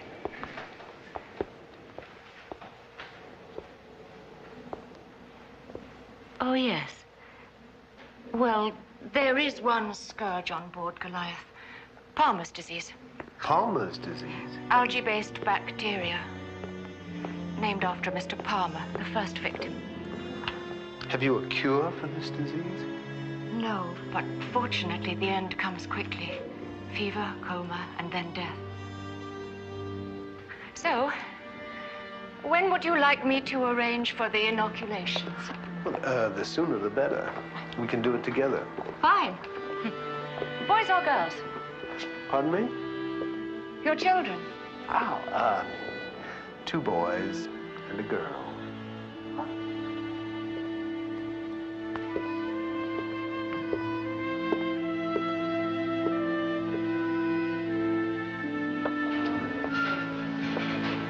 There's Maria. We mustn't stop her working. Maria, move along there.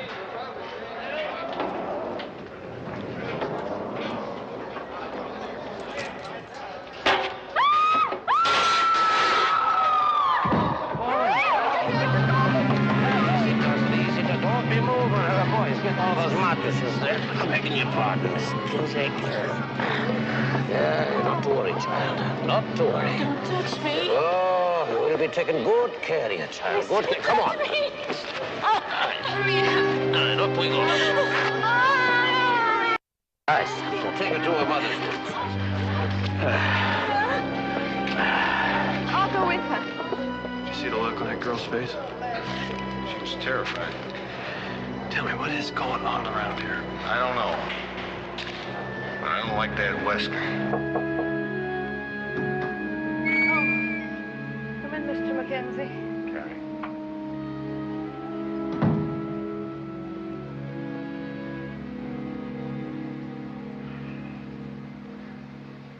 Maria? How are you feeling? Where's Mama? I'm right here, darling. What did Dr. Goldman say? She can't walk, Mr. Mackenzie. It seems that the fall must have injured a nerve in some way, just temporarily. I can walk tomorrow, Mr. Mackenzie. I promise. Of course you will. We'll have you up and about on your feet in no time at all. I can work in the aqua pools. I don't have to stand there. We'll find some place, and don't you worry. As a matter of fact, Leah is going to look after you herself. Now, you'd like that, wouldn't you? Yes. Now, the next time I see you, I want to see a big, big smile. No more tears. All right? Good.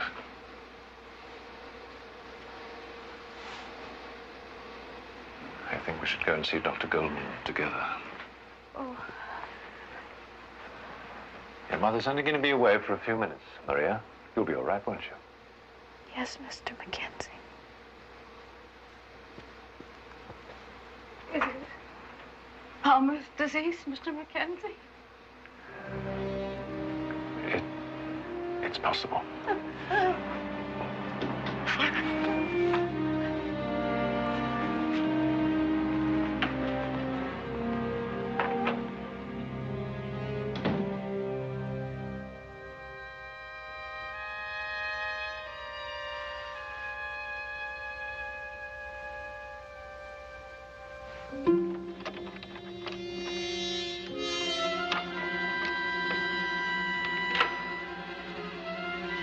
Mama?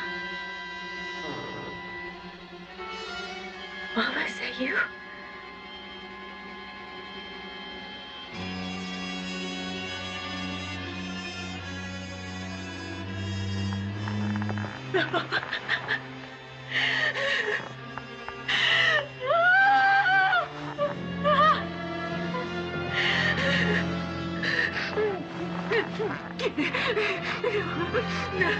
I do hope you're feeling better, child.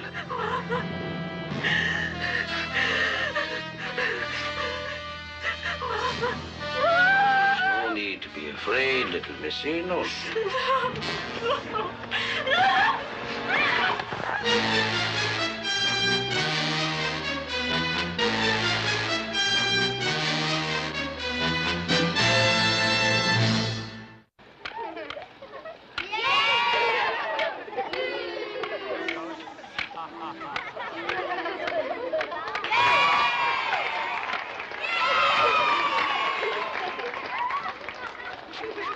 I was sore for a week after that one.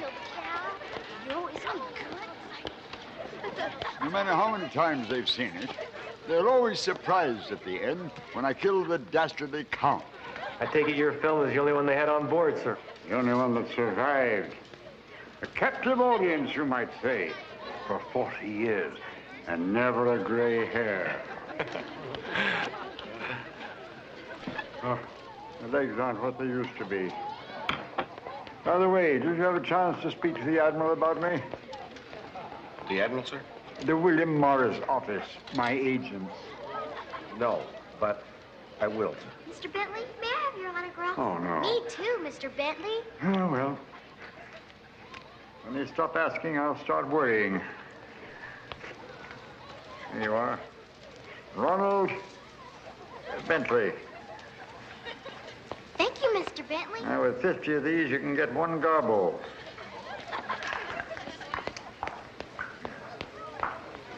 Octopus ink. Fortunately, it'll wash off before dinner time. Thank you. Well, where's the cake? I'll just go and get it. Cake? Cake? You have cake? What do you use for flour? Don't forget it. I don't want to know.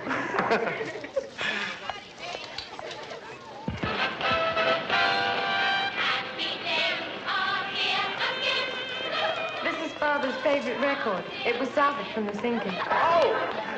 The elders taught us to jitterbug. Do they still do that where you come from? No, we have something called the disco, but I don't know how to do that either.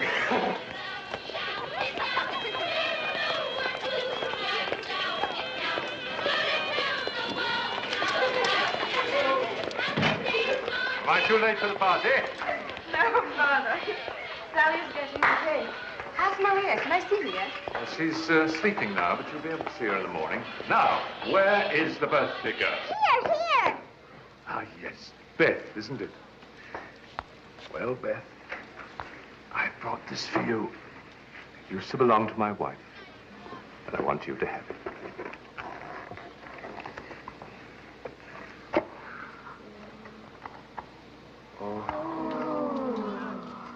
Thank you, Mr. Mackenzie. Can I have the box, too? Of course. Paper box is much more valuable than a necklace, isn't it? And I just happen to have In my pockets. One or two other little... How did you know they were for you? For you? For you? Oh, that's for everybody. That's too worried. Mackenzie, sir. Yes, Wesker? Excuse me, sir, but Could I have a word with you in private, sir? Of course. Excuse us children.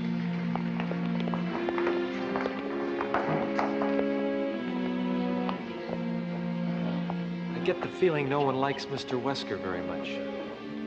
But you can see how devoted he is to Father. Someone has to do the hard things to make a society work. And you believe that? Yes, of course. Leah, I'm afraid I have some rather bad news. Maria has taken a turn for the worse. Oh, no. I have to go to her right... Leah, Maria is dead. Dead? It was Palmer's disease. Again, absolutely nothing we could do. Excuse me.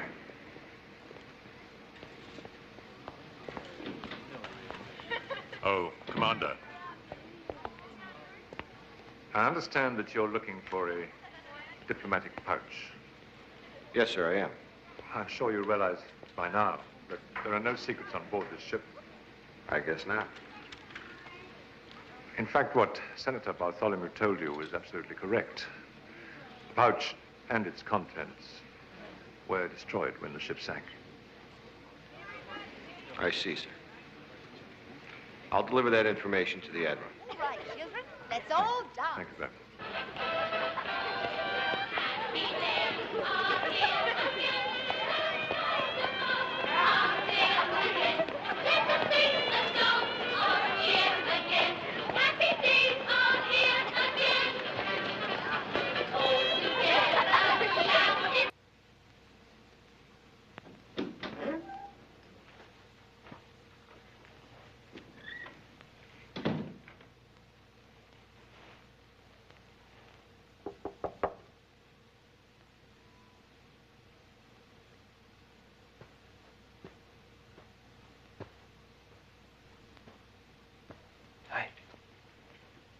Sally told me I'd probably find you here.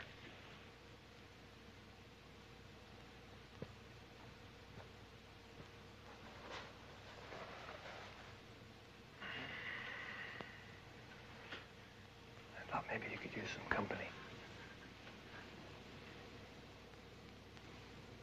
Can I get you anything?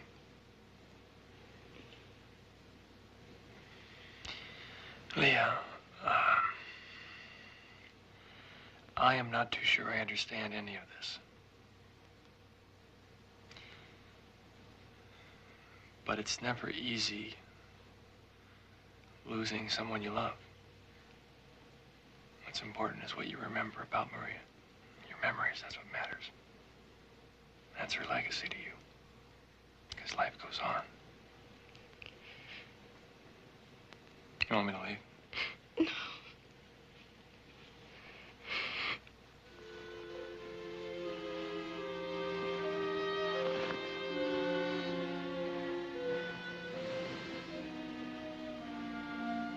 Do you know what happens to someone when they die on board Goliath? They're placed in the furnace, in the life room.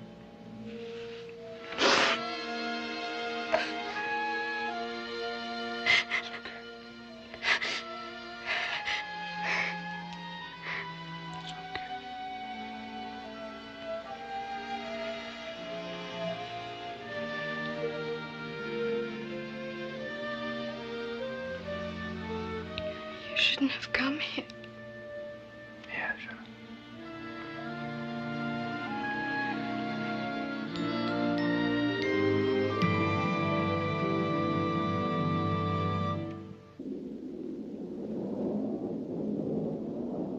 What do you mean she died? All she had was a broken leg. I examined her myself. Some kind of virus they got down here. They call it Palmer's disease.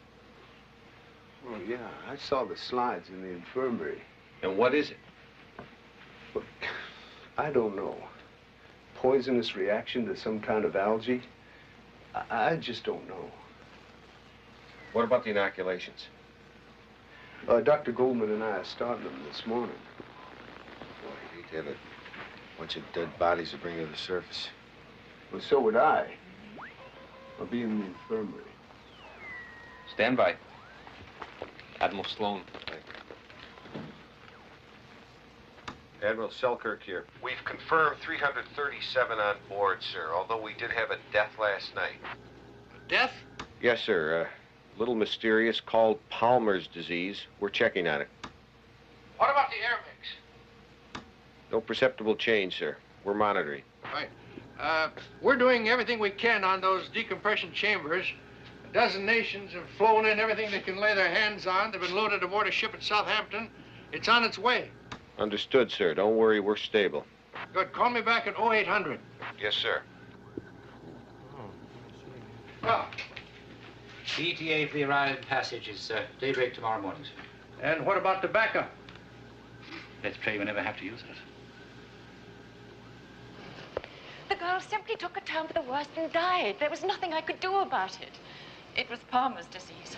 But then it wasn't complications from her fall. Not directly, no. Although we have discovered that the disease tends to attack people who are already weakened by sickness or injury. But not always. No, the last case was a year ago. The patient was mentally distressed, suffered a nervous breakdown.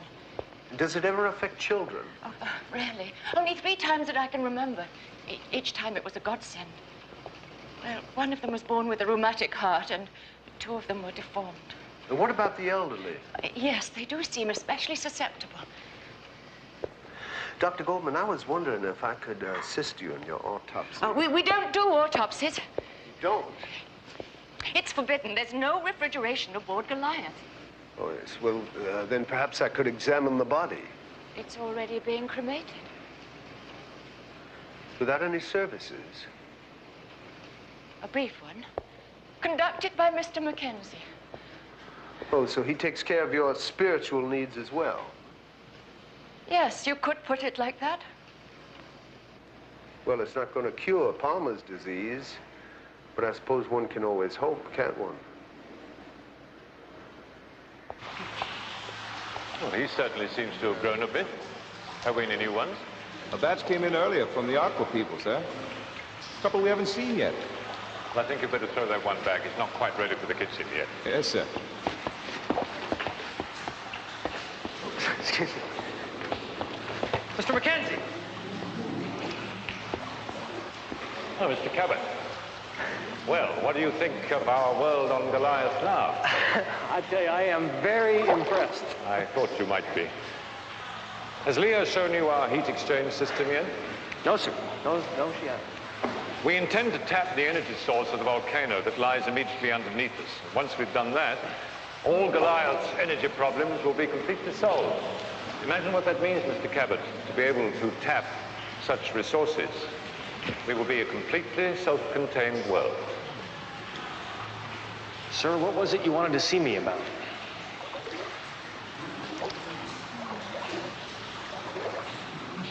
I understand that Leah did not return to her quarters last night, and I was told that she was with you. Well, she was quite upset about the death of her friend Maria. Yes, of course, of course. Mr. Cabot, Leah is very innocent in many ways. You know what I mean? Many years ago, when she was much younger, she was very close to Riker, but nothing more, you understand. I always hoped that she would find somebody one day. Well, I'm sure she will one day, sir. I hope so. I certainly hope so. Sir, the Bow people, characters like Riker, I'm not so sure I understand much about them. Every society has its rebels, Mr. Cabot, those who want something for nothing. They didn't fit. Of course, I can understand your concern. After all, we both come from nations where democracy is highly valued. With circumstances, I suppose that's necessary. It is, Mr. Cabot. It is. Now, you were elected, Mr. Mackenzie. Yes, by vote. Somebody had to take charge, and I suppose they thought that I was the logical choice at the time. Yes, sir. Tell me, do you ever regret? Regret's not the right word. Anyway, 40 years that you've lost, sir. Lost? We haven't lost anything, Mr. Cabot. On the contrary, we have gained the richest and most rewarding experience imaginable. Which makes the prospect of leaving almost unbearable. Surely, sir, the people here will want to be rescued. Yes. Yes, of course they will. And yet, you know, I can't help feeling that if a spaceship was to land upon Earth from another planet, and the aliens said to the people, "We have come to rescue you," the answer might be, rescue us? From what?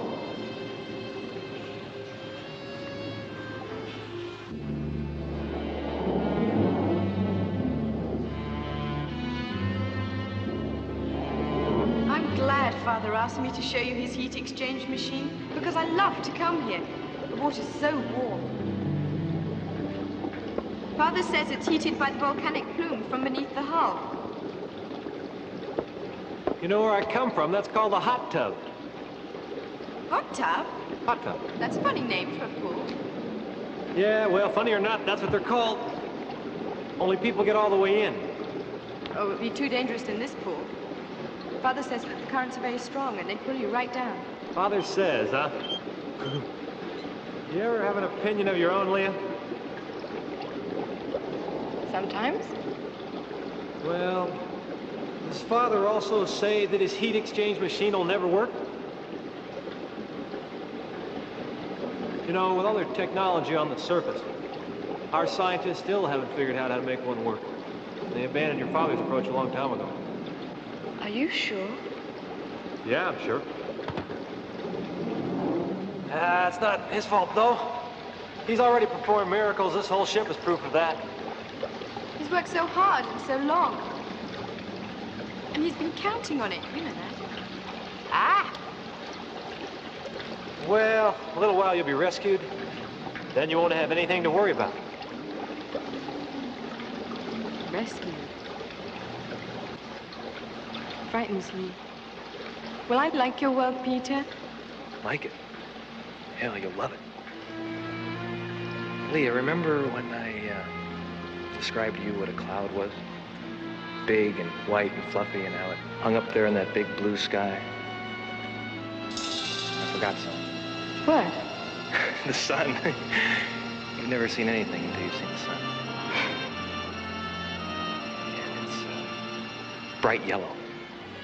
When it hangs up there in that big blue sky with all those white fluffy clouds alongside it. Makes you feel great. Makes you feel warm all over. Yeah, you'll love it. It sounds beautiful.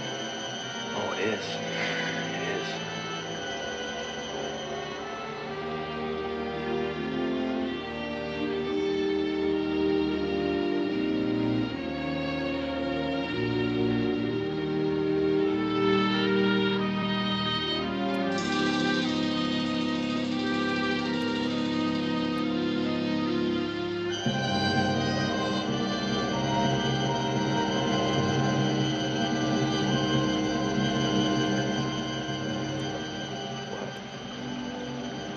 You should go now, Peter.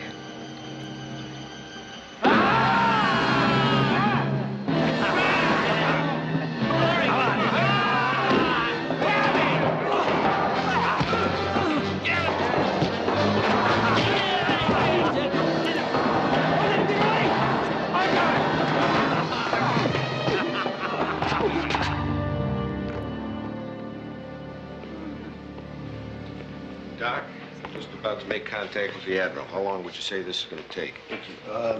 Barring any complications, most of the day. Yes, sir. Morning, Commander. Good morning, sir. I must apologize for the delay. Wesker and I thought we would set a good example and be the first to be inoculated. Well, as you can see, sir, you're a little late. We've just begun. Well, nevertheless, we wanted to reassure everybody that there's nothing to be afraid of.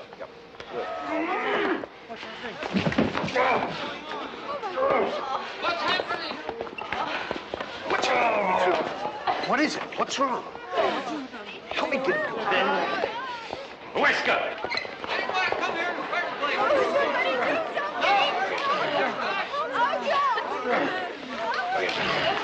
Help get those other people to bed.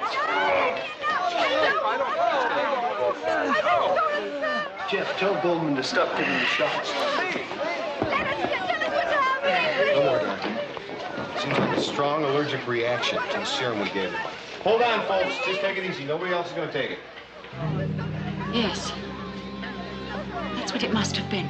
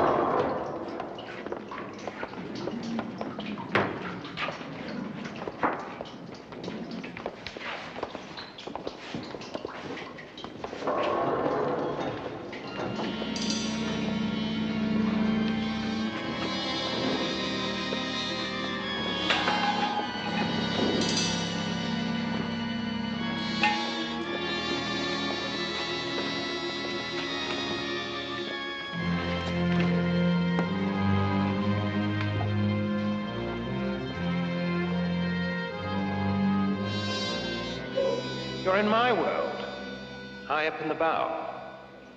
These are my compatriots, poor dumb fools who tried to swim to freedom.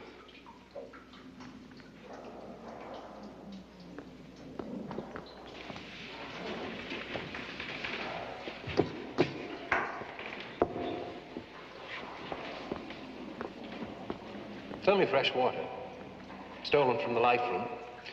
Everything up here is stolen. We managed to survive. Beats working, right? Now that depends on who you're working for. An old man who made himself king?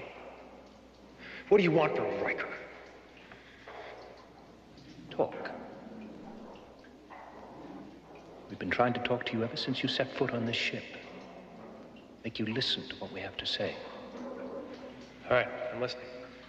Good. There's something I want to show you.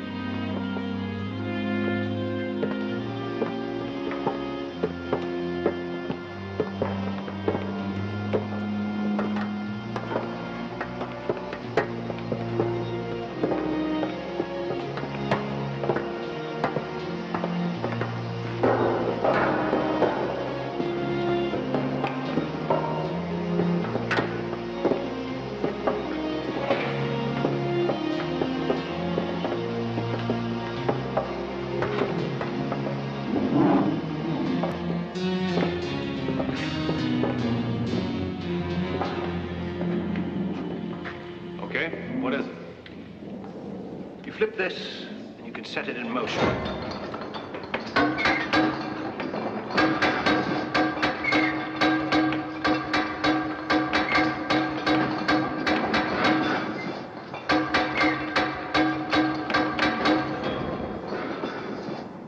If you keep it wound, it'll work for over 24 hours. SOS. Or you can take this.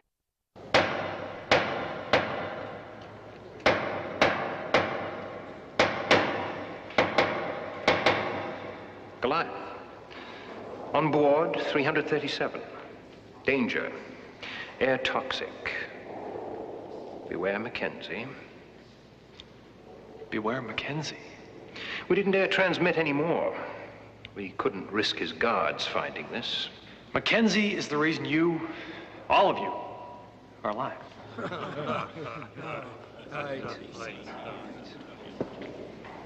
For how long? How long are we alive? Fuel bunkers are almost empty. Mackenzie's been lying about his heat exchange system for years. It doesn't work. It'll never work. But that doesn't matter anymore because pretty soon you'll all be rescued. Rescued?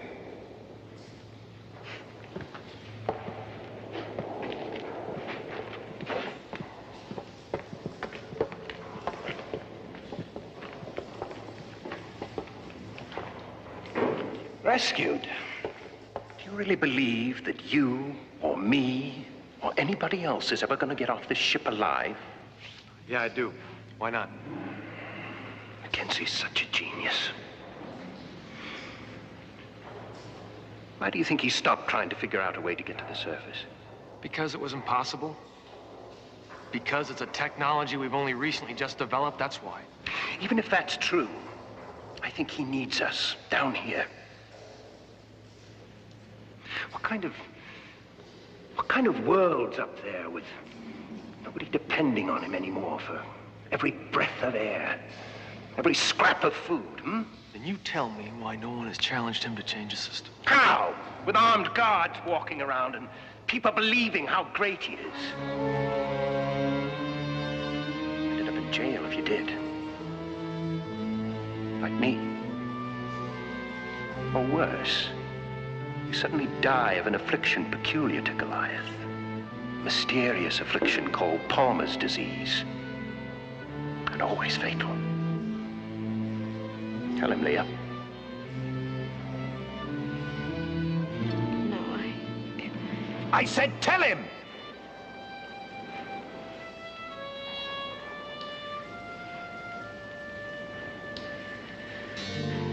It's true, Peter. The past 40 years have taken a terrible toll on Father. You see how they worship him? They can't think rationally anymore. He told me only yesterday the heat exchange was working. He made me promise not to tell. It was to be a wonderful surprise for the people.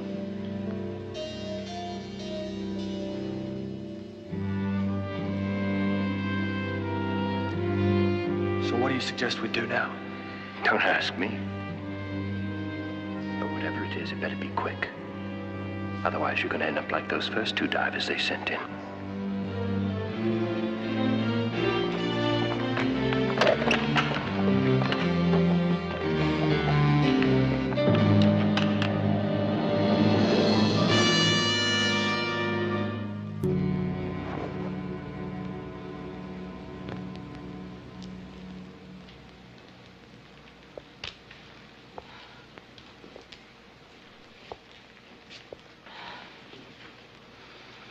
Doctor? All dead or dying. There's nothing I can do. It's got the bloody smell of death, it does. It's your serum. That's what done it. Well, perhaps it was Palmer's disease, Mr. Wesker. Wouldn't you say so, Dr. Goldman? I'm not sure. We'll take some blood samples and do an analysis. Give me a hand, Jeff.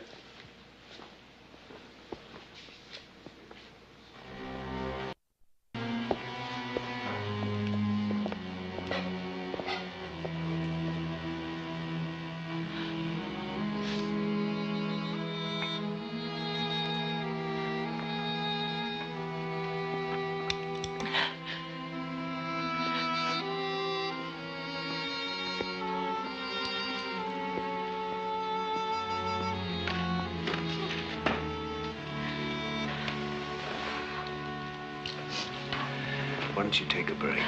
You've been working all day. No, I'm fine. Really. Well, at least it looks like the worst is over. I wish I could be sure of that. Maybe Is there something you'd like to tell me? No, nothing. I don't know what caused it. I believe you. I believe you. I'm all right now. Let's go back. Sorry.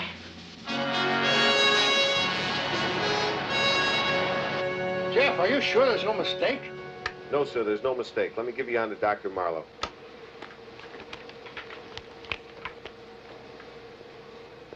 Yes, sir. The factor in the serum that caused the deaths is an algae-based poison. There's no way it could have been contaminated on board ship topside, so it had to have come from Goliath. Then someone deliberately sabotaged it. Is that what you're saying? That's what I'm saying, sir, and it alarms the hell out of us. Although I can't say it comes as much of a surprise. Have Sweeney stand by, run the tests again, call me at 1500, and put Selkirk back on. Yes, sir. He wants you. Yes, sir. Jeff, we checked out Wesker. Very little on him. We did find a Daniel Wesker wanted by the Dublin police. A petty thief, beat up an old man who later died. But Wesker escaped jail before the trial. Hasn't been seen since. Sounds like the kind of guy who might be doing Mackenzie's dirty work. Look, take care down there, will you? Thank you, sir. Where the hell have you been? The bow. Well, while you've been up in the bow playing Casanova, we got trouble. Oh, you got that right? The serum we administered was poison. We're gonna have a lot of fatalities. Yeah, well, for your information, Mackenzie has no intention of letting anyone leave Goliath alive. And that includes all of us.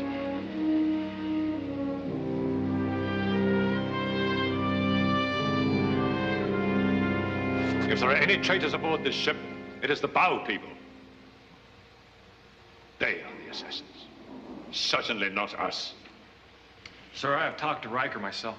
Ah, a bloody thief and liar. You ought to know, Wesker. Got a criminal report on you. You're daft. And we've confirmed the fact that the poison which contaminated our serum could only have been manufactured aboard the Goliath. Sir, what the bow people confirmed is what you and I already know. Goliath is almost dry. You have maybe enough fuel to last a month, no more. I've already explained that. We have all the power we need. The heat exchange system will solve all our problems. No, sir, that is not true. Your heat exchange mechanics will never work. Your approach is a dead end. That is simply not true. Ask anybody here. Ask Wesker. Mr. Bailey. Yes, sir. Haven't we had a life crew working on the mechanism non-stop? Yes, Mr. Mackenzie. We don't need the bloody oil. We don't need the likes of you. Somewhat crudely put, gentlemen, but the truth, nevertheless.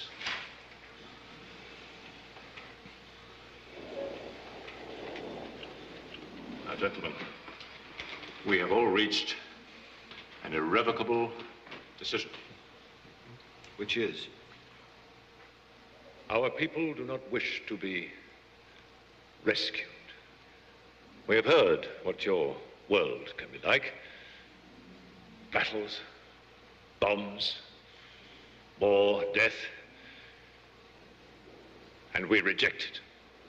Reject it? We ask only that you leave us here on Goliath, that you leave us in peace. I'm sorry, sir, that's out of the question. I insist that you do this, Commander. Sir, the truth of the whole matter is Paul Riker was right. You don't plan to let anyone leave Goliath alive. It's not what I want. It's what the people want. No, sir, you have created a society, but you rule it like a god. Survival of the fittest. The weak, the old, sick, they die. They contract some kind of mysterious virus. Palmer's disease. And it kills them. You know, if they can't work, you don't want them eating your food or breathing your precious air.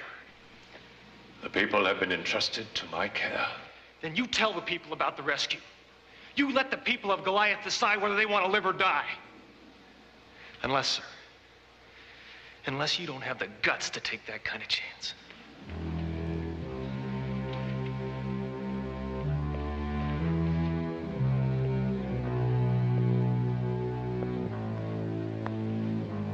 Commander, I must apologize for having lied to you earlier. About what?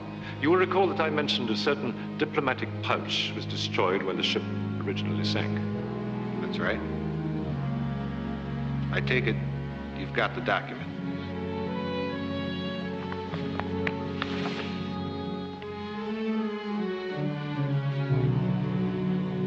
Top secret for the President's eyes only. I'm sure that Mr. Roosevelt would have been deeply concerned by the contents of this letter, as indeed I was when I read it, when Wesker first brought it to me. And how did Mr. Wesker come about this document? It is to the credit of Senator Bartholomew that he was able to keep the existence of this secret for over 5 years, until Wesker discovered its existence. And then Wesker was fortunately able to persuade the senator to part with it. As if the senator had any choice. All in the common good, Mr. Cabot. What's your point, Mackenzie? My point, Commander. I propose a deal. If your admiral will call off this ill-advised rescue mission, then I will hand over this to you immediately. Otherwise? Otherwise, I will reveal its contents to the entire world.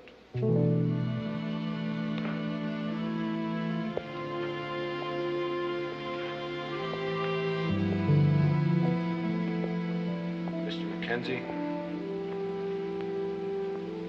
you're a great man, sir. A lesser man could never have done what you've done and hold it all together as long as you have. However, your bargain is beneath contempt. The President of the United States will reject it. Admiral Sloan will reject it. And I, for them, here and now, reject it.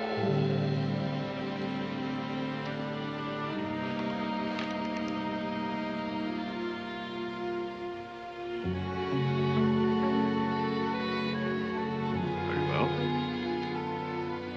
Mr. Wesker, would you go and tell the people to assemble in the main hall tomorrow morning at 7? Well, but, sir... Would you tell the people now, Mr. Wesker? Now!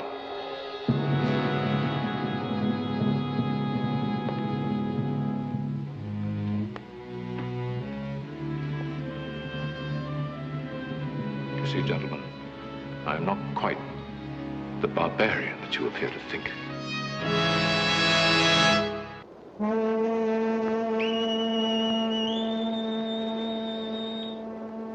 All hands, manual special C, anchored and moored detailed. The Orion passage has arrived. Oh, right on time. Thank you. Have her stand by and prepare to launch the diving bells. Pressurize PC-16 and have her crew compressed to descend to 1,000 feet. Right. Any word from Goliath? Not yet. I was thinking of, with your permission, sir, of transferring to the Orion passage. Run things that end. Oh, good idea. We want to be ready when Selkirk gives us the green light. We will be. Now hear this. Now hear this. We are on condition. Y'all, check all systems. All diving officers report to squadron roll.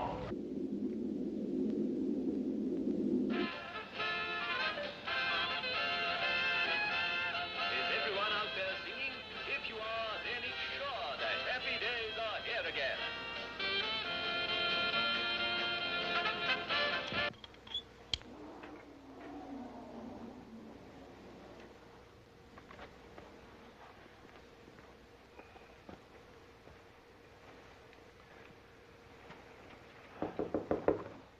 Yes, come in. Ah, Wesker. The people, sir, they're all assembled in the main hall. Mustn't keep them waiting, must we? Beg your pardon, sir, but, could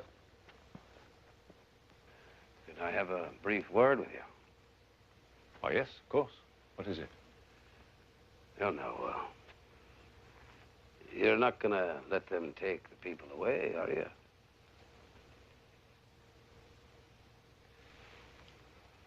Supposing that they won't listen to me, Wesker, then what? Well, not listen to you, Mr. Mackenzie, not listen to you. They love you. They'll do anything for you. You've got to save us all, sir, just like you did before. There's trouble up there. This crime they speak of, what was it? No crime, sir. Lies, bloody lies, just like everything else. But you don't want to go back, do you? You know, they treat you like a hero up there, no matter what you'd done. Even if you'd committed murder. Nothing for me up there, sir. Nothing.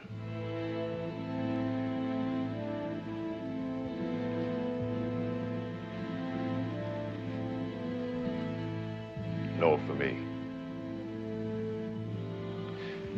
We've created a very special world down here, you and I. And I don't intend to let it die.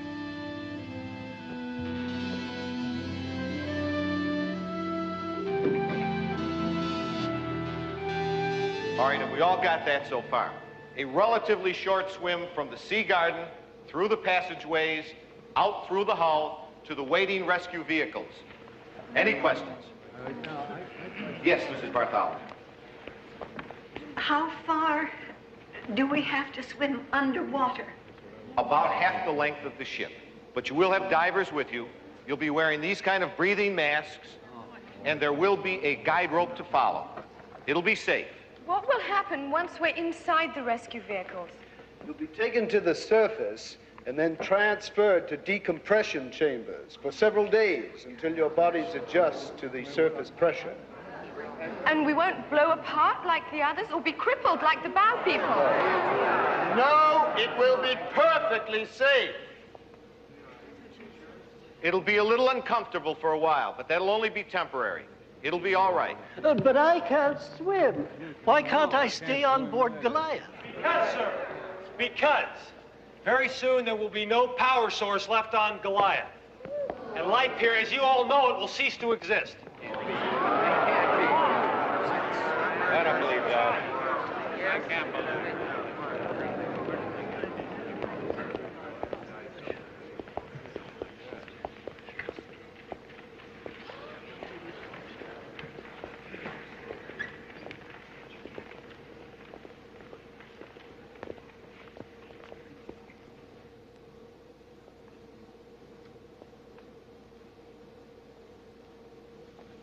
You have been listening to these gentlemen telling you at some length and most persuasively about their rescue plans. And now I am sure that you all want to hear the truth. And the truth is that life will continue aboard Goliath for you all.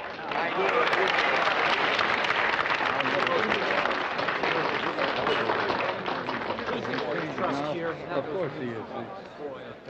I have just been examining the heat exchange mechanism, and I can assure you, you have my word on it, that it is functional. How can you tell them that? Listen to me, people. His heat exchange machine will never work. Never!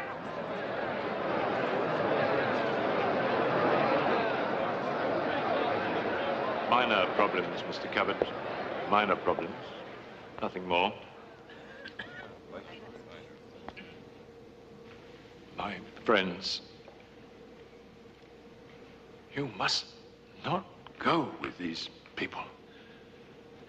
You must stay here.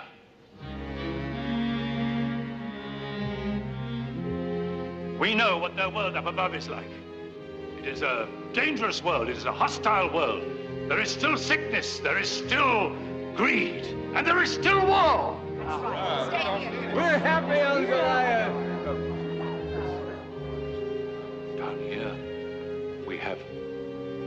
stability. We have order and trust. Up there, they will treat us like oddities. They will exploit us as scientific curiosities. Oh, how terrible. He's right. What he's saying is right, you know. It's all right. How do we know? How do we know that they're not going to treat us like some bunch of zoo? Create a bit of a stir. That's true. After all, you've survived on a sunken ship for over 40 years. And they're going to want to look at us. They're going to want to touch us. They're going to want to feed us bloody peanuts. It's what? How terrible. I guarantee that nothing like that's going to happen. He guarantees. Oh, listen to that, will you? He guarantees. When I was a boy in Dublin, we had this freak sideshow. Oh, it was popular, so popular. It had these Siamese twins and this... That's what we're all gonna be. They'll poke their fingers at us through the bars. That's absolutely ridiculous.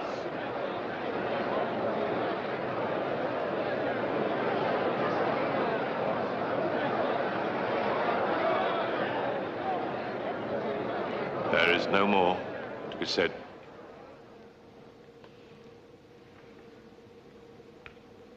The people will now decide.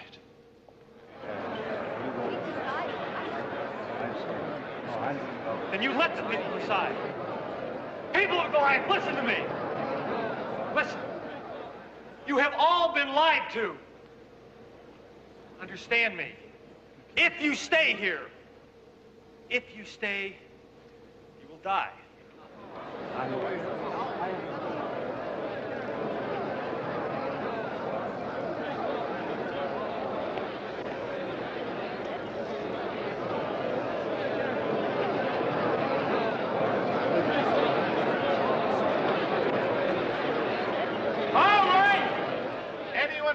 To go to the surface. This side of the room. Those who wish to come with us. On this side of the room. Let's go. Right here. Organize here. No panic. Slowly. No panic.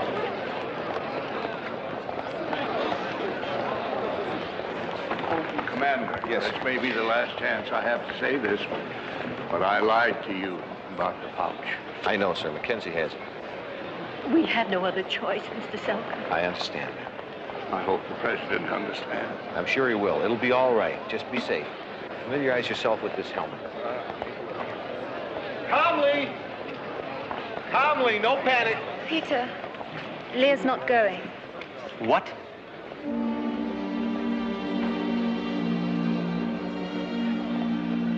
Come on, go with me. No, I have to stay with Father. He needs me here.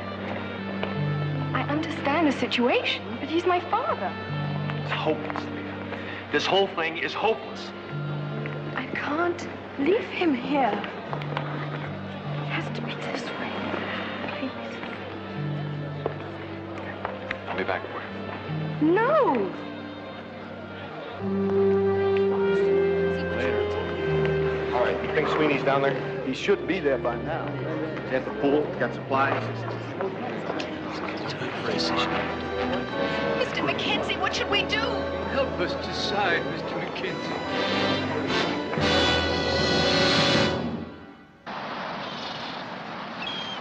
Whitaker, everything down below's gone crazy. We're bringing up everybody we can. Right, Admiral. We'll be ready. All hands. Start firing up those decompression chambers. We're going to have lots of company.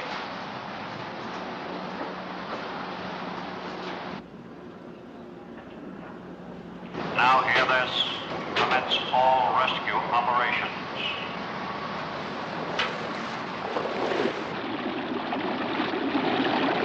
Launch all submersibles and diving bells. Proceed with all dispatch to join PC-16, which will be on station outside Torpedo Hall.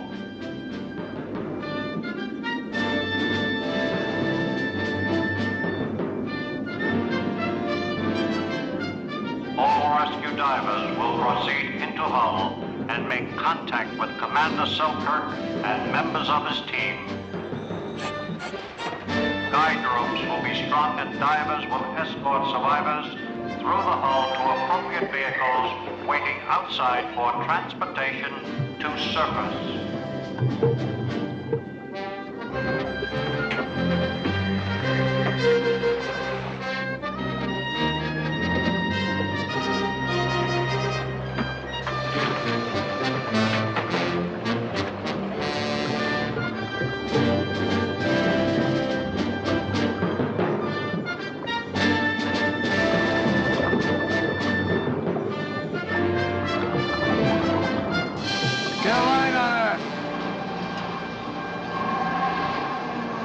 Closer.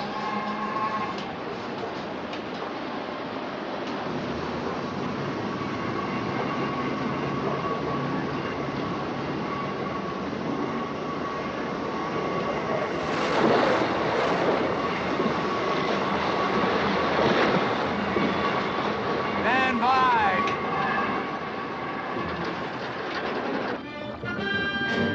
You got that line there? Yeah, it's secure here. Catch it right about here, will you? Roger. No problem. You better tell them topside we're gonna need some more lamps. Got it, got it. Boy, it's dark down here. You all have plenty of air for the short time you'll be underwater. Again, remember, relax, breathe naturally, enjoy your trip. Okay, just follow the guide rope. Whatever you do, don't let go. You know this. Just stick with the divers. They'll get you into the bell. Okay, once inside, you'll be able to remove the breathing apparatus. How we doing here?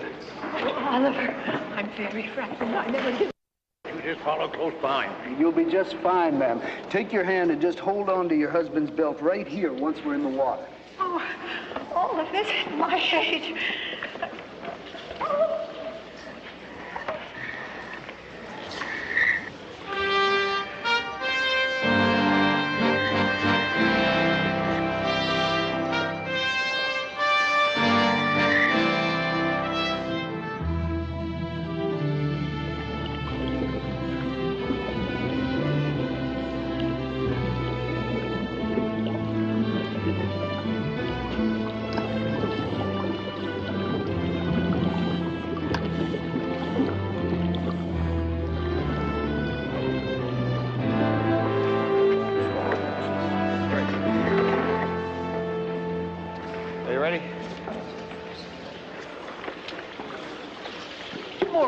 Sir? Glad to have you aboard, Moore. Is your unit out there and fully deployed? Yes, sir. Are they ready?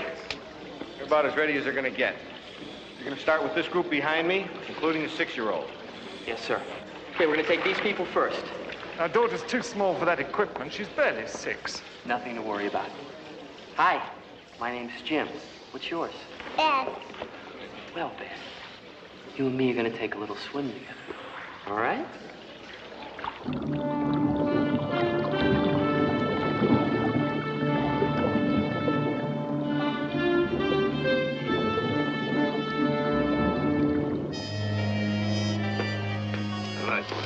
Now listen, a soul is to leave this ship alive. It's Mr. Mackenzie's orders.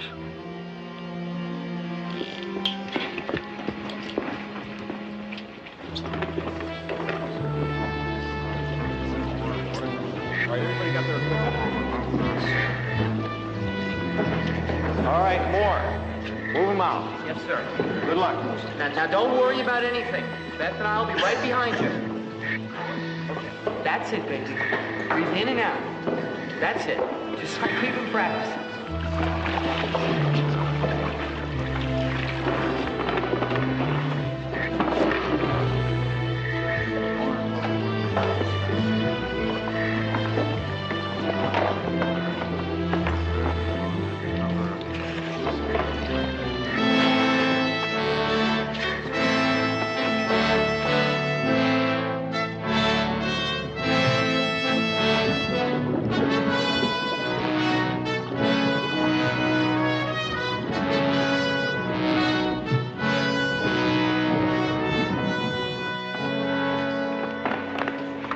Hey, these guys are about out of here. You clean it up, and I'm going to get Leah. I want to get Leah. All right, go ahead, Romeo. Just...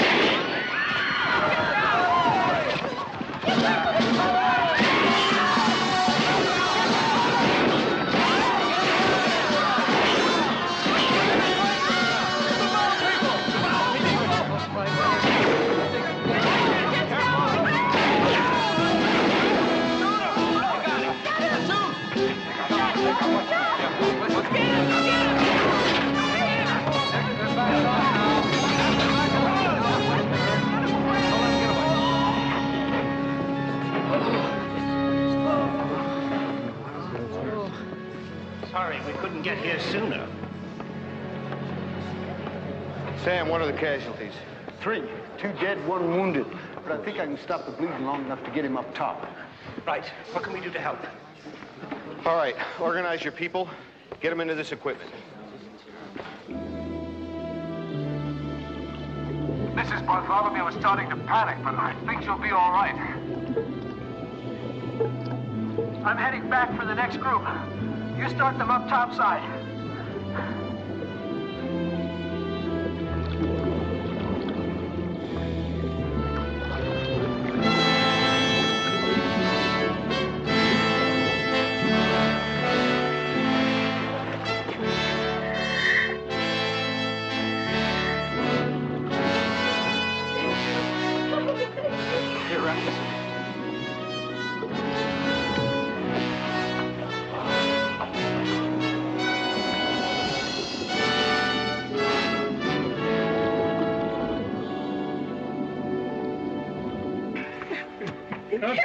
Nothing to it. Circus down for you. What is your name, sir? Senator Bartholomew. I have a message from Admiral Sloan for you, Senator. Oh? Your daughter, Sarah? She's alive and well. She wants you to know you have 2 very grown-up grandchildren. A boy and a girl who are waiting up top to see you.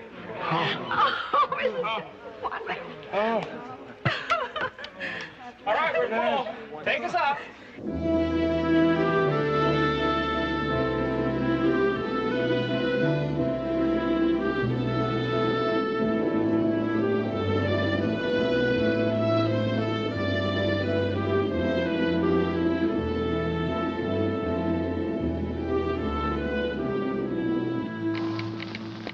Still got no contact. Keep trying. What about the 16? Still in position, sir. Tell the 16 that we've lost contact with Commander Selkirk.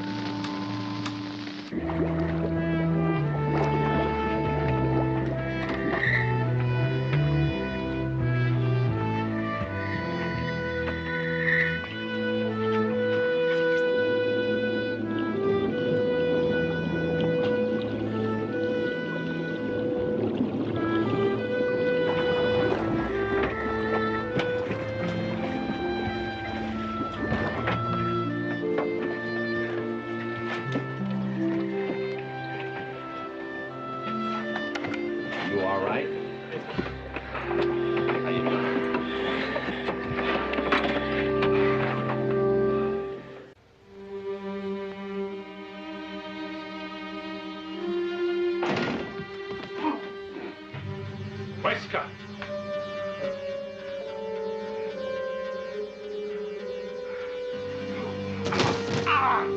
Oh, I ruined it. I ruined it, Mr. Mackenzie.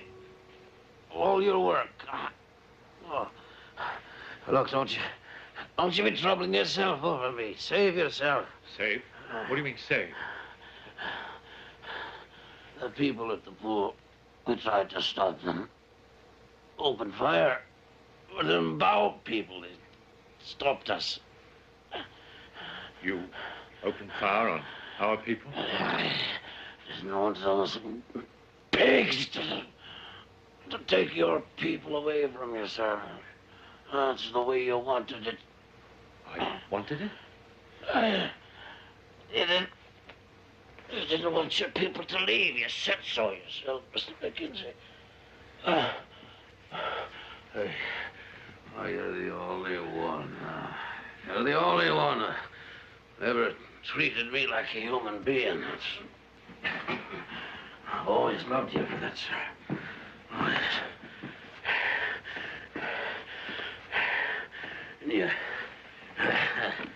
And you begged the people not to leave you.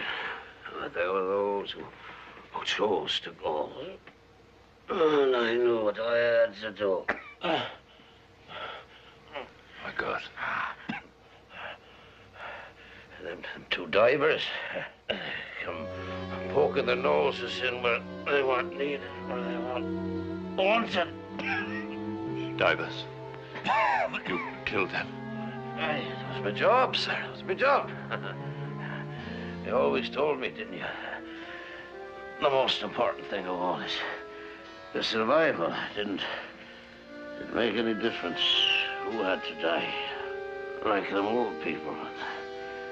Them kids who were crippled. If they couldn't work to feed themselves, then they had to go. The inoculations.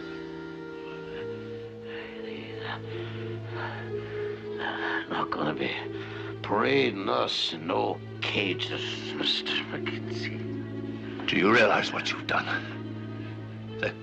They'll come down here now with guns.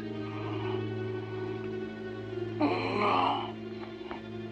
With guns, and they'll force us to abandon Goliath. No. Mr. McKenzie, you're the only one.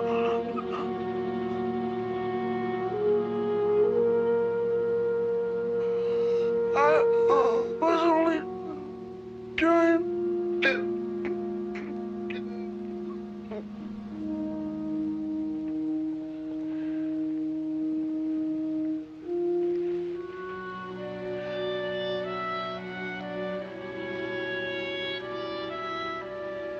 No, Dan. They will never parade us in cages.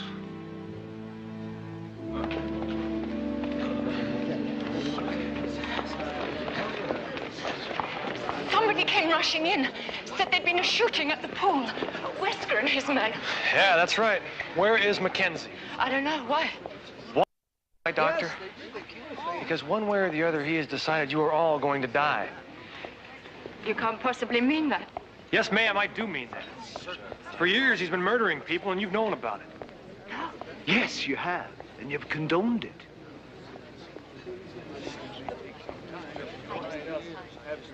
My father. He started it all. The Supreme Council insisted. When he died, I didn't want to know. I couldn't face the truth. So you let Wesker and his thugs do it for you, just like the Nazis. It was a matter of survival. There were too many mouths to feed.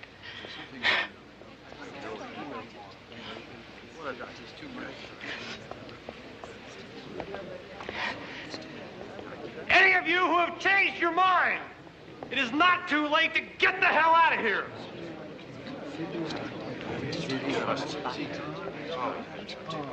What can I do to help?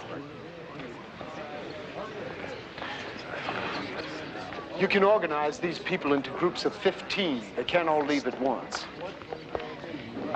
Listen, people. Everybody who wants to go, come over here.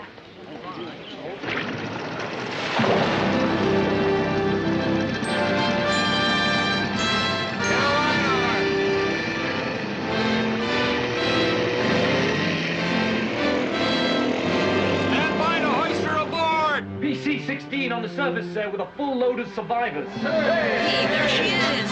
She's looking good, all right. Oh. But if you don't mind, Mr. Bascom, I'll save my cheers for a little bit later. Yes, sir.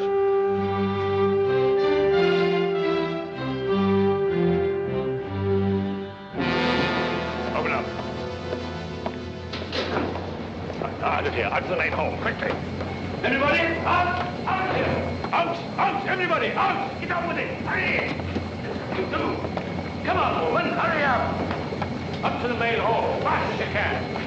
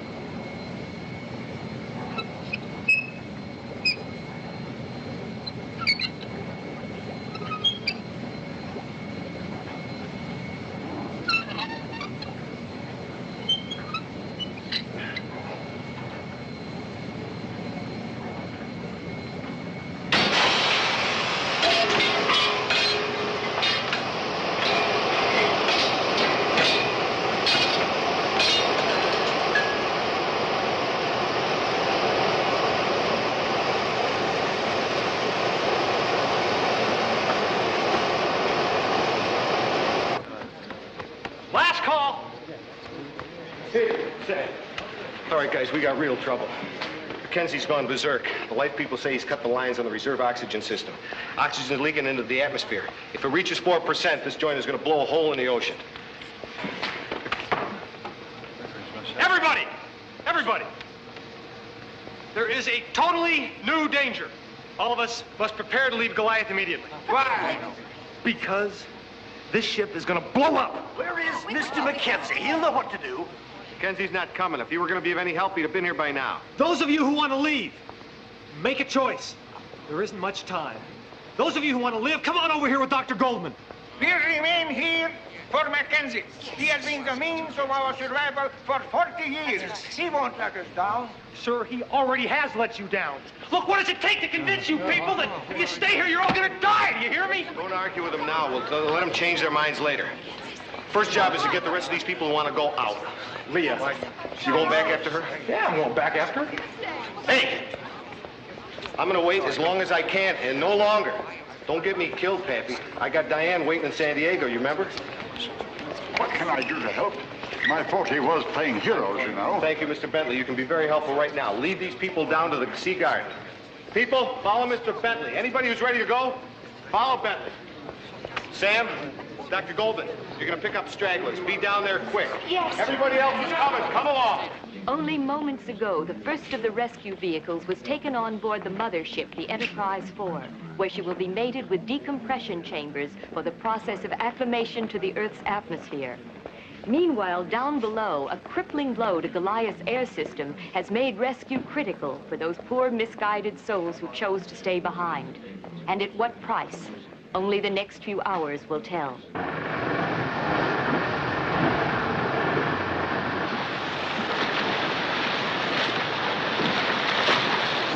Take the slack off that line. Secure starboard line. Secure port line.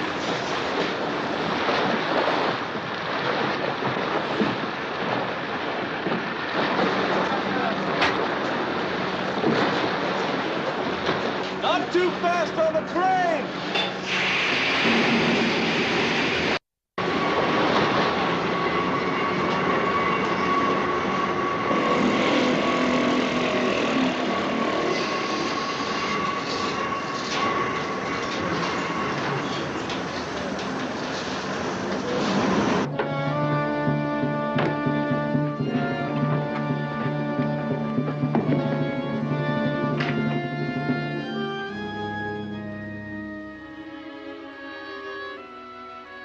Leah? You have to leave. This ship is gonna blow up. It was Father. Where is he? They said he's gone to the hydrothermal pool. I should be there with him. No, no! If he wants to die, you let him. Destroy your own life is crazy.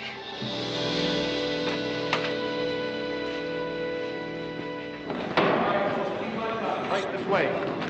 Form a nice queue right over here. Sweetie, what have we got down there?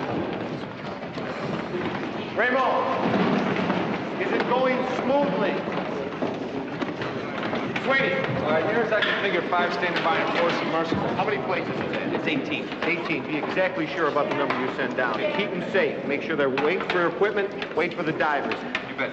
Mr. Bentley here is going to help you to organize.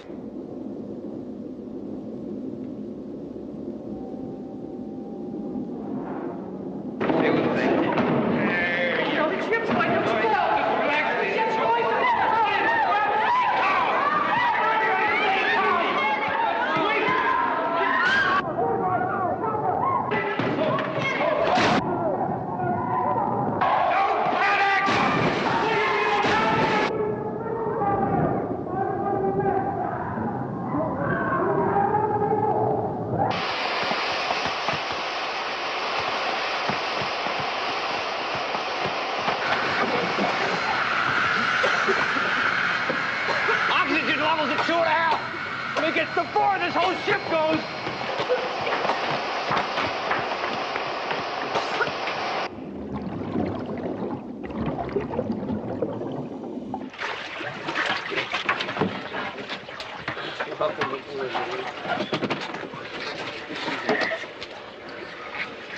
Name, please. Louise Mary. Over here! Over here! Hoist the line up there, boys! Watch out for the dinghy! Roll the line down this way, mate! Ready up here! Tie it off, will ya? Kevin, you must hurry. Verna's hiding. She can't hear a thing. She'll be all right. Get your masks on. I can swim with her. I'm not afraid. We'll make it, Grandma. Don't worry. Just as we taught you in the pool, young. Just hold on to that line. There's a diver up ahead. He'll guide you.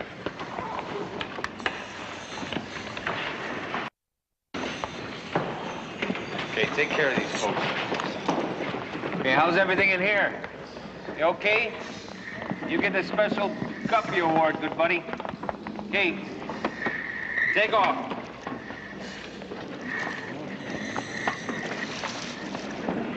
Hold on to that line. Stay with the divers, you'll be all right.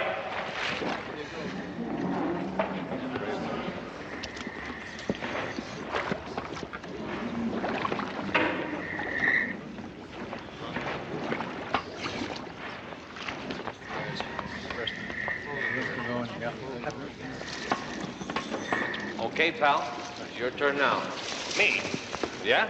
All your people are gone. You're the only one left. What about Leah and Peter? So they're okay. You just worry about getting out of here.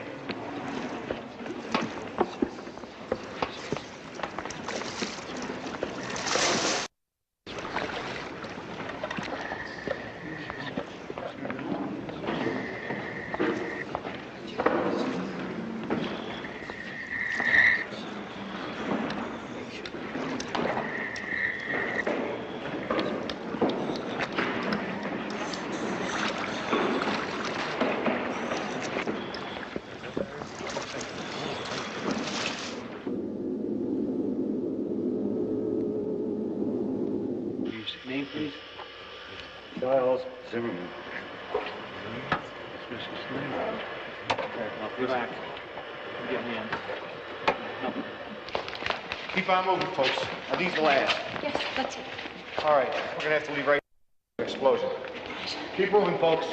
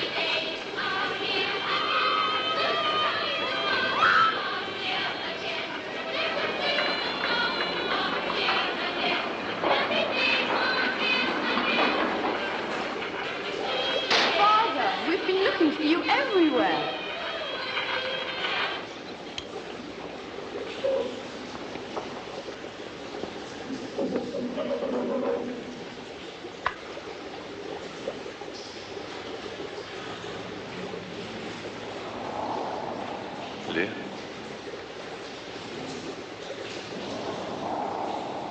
You must go, both of you, before it's too late. Too late? It's already too late. There's nearly 50 people up there who have elected to stay here and die with you. 50. Isn't that what you expected? Fortunately, the majority had the sense to see you for the murderer that you are.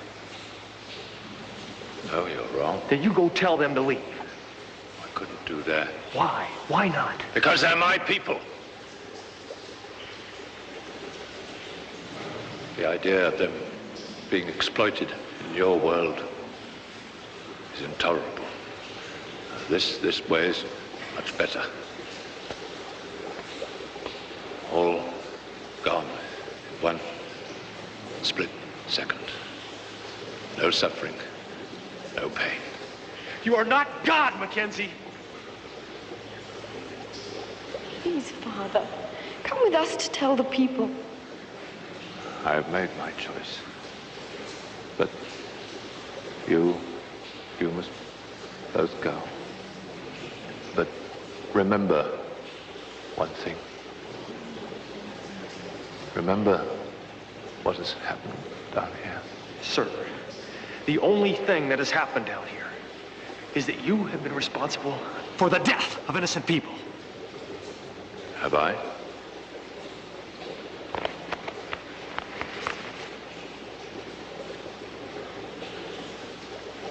These are the papers that your government wanted so badly. The real infamy is here, in these pages. Your presidential envoy was afraid that Britain would not be able to stand up against the German assault.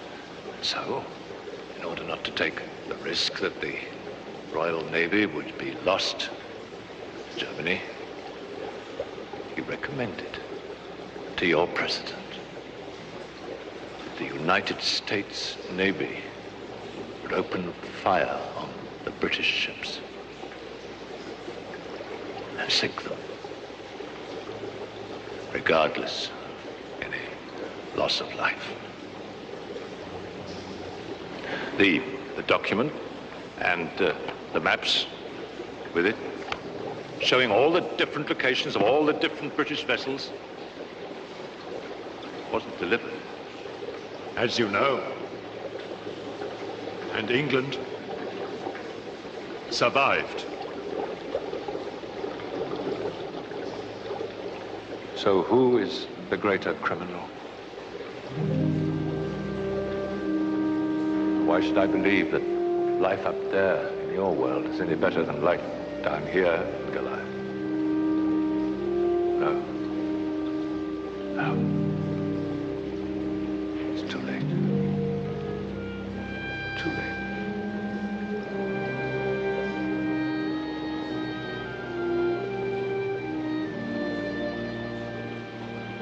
Come on, there's not much time.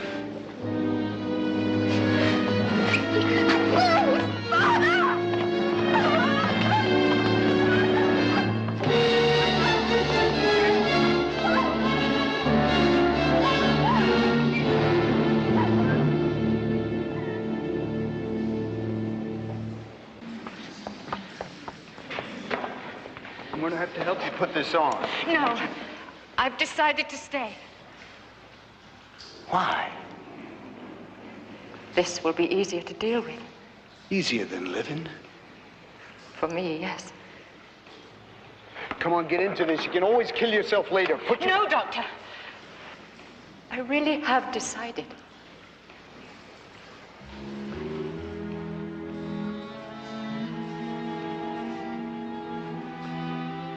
I believe you.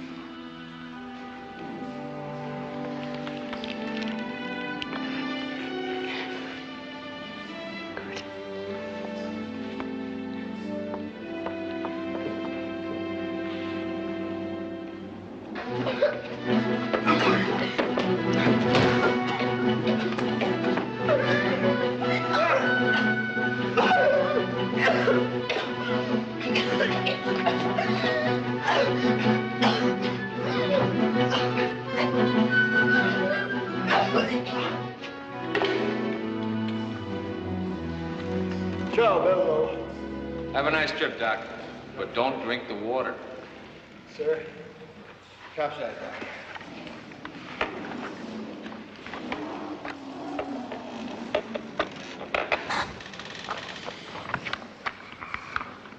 Go.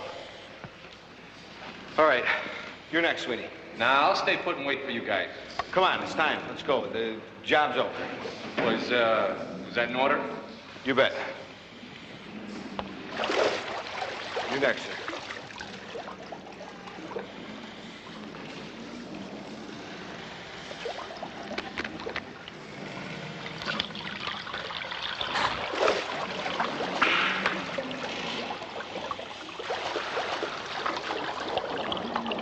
Watch for stragglers.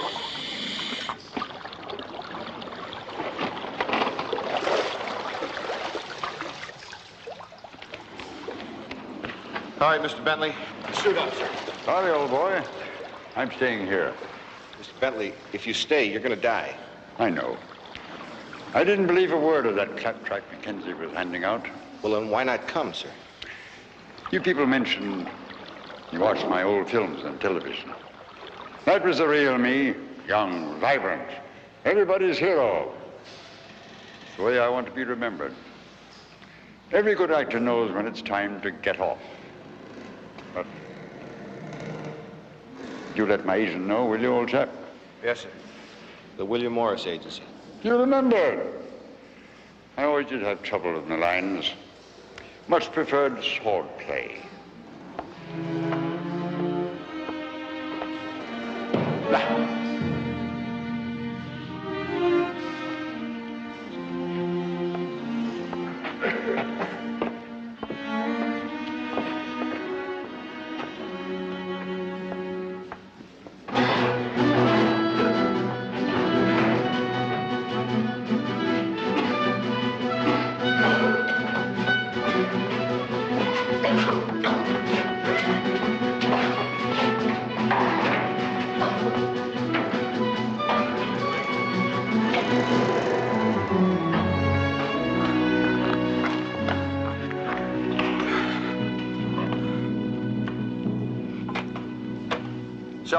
Selkirk to command.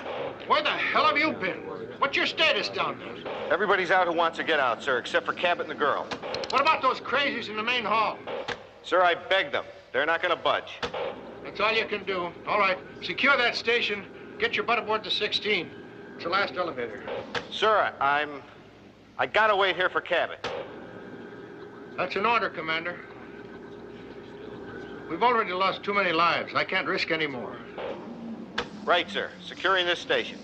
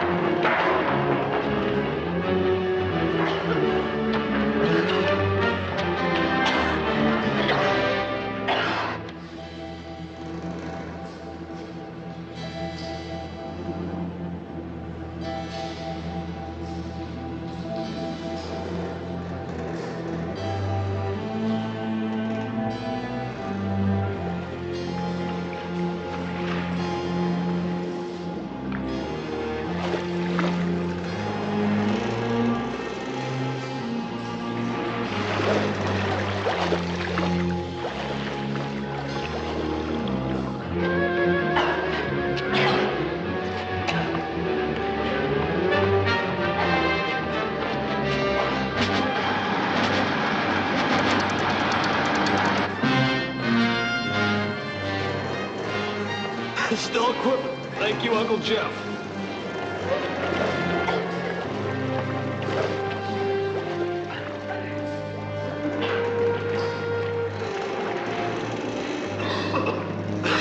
Come on, Leah. Come on. Put this on. Come on, give me your arm. Help me, give me your arm. That's it.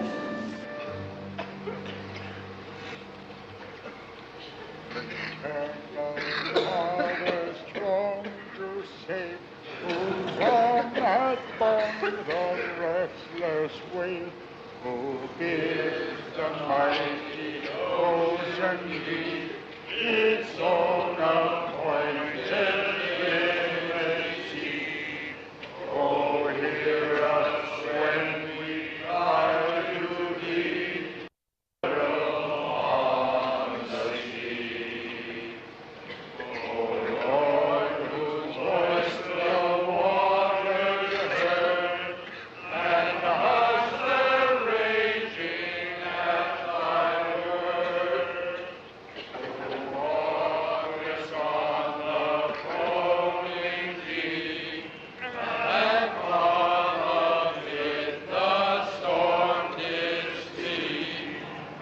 Oh, hear us when we cry to thee, for those in peril on the sea.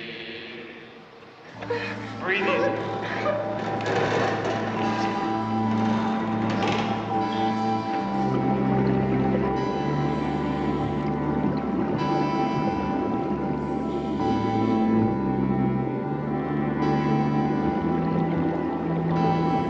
Come on, damn it, it's now or never.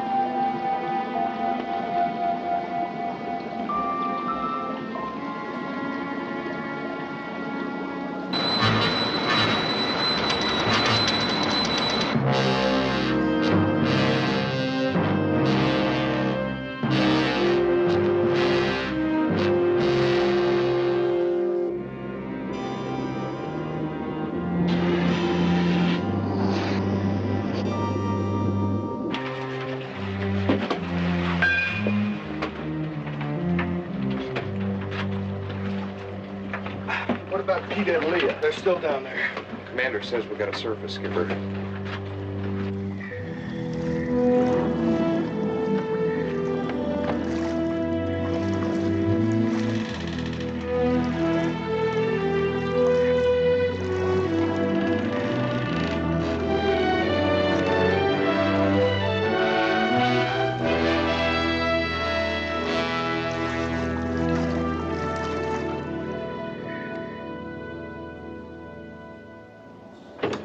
Sloan, this is Selkirk here. You all set, Jeff? I'm in the PC-16, sir, but I'm waiting for Cabot and Leah. Surface, Commander. Sir, according to my calculations, we got at least a couple of minutes before we gotta get out of here. That's cutting it too close. Surface. Hey! Hey! Watch it! Commander! Respond, Commander! Sir, your transmission's garbled, sir. Repeat, I did not hear you. You'll read me loud and clear. Surface.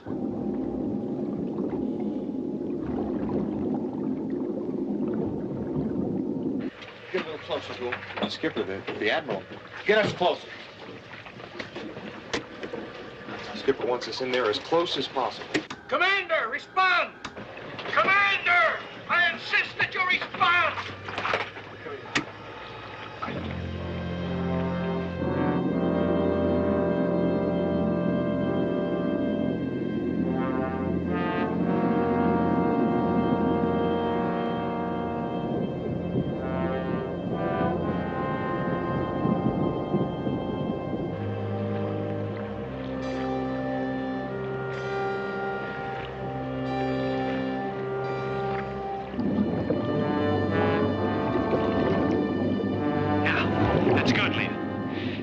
onto me. That's it. We'll make it.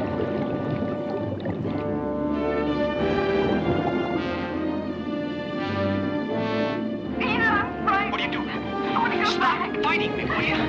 Relax. Just relax. We're gonna die. We're gonna die. Calm down. Just take it easy. Oh, okay? Okay. Ah, Riker. Riker. Listen to me, Leah. It's not far. You can make it. You can make it. Come on. Let's go.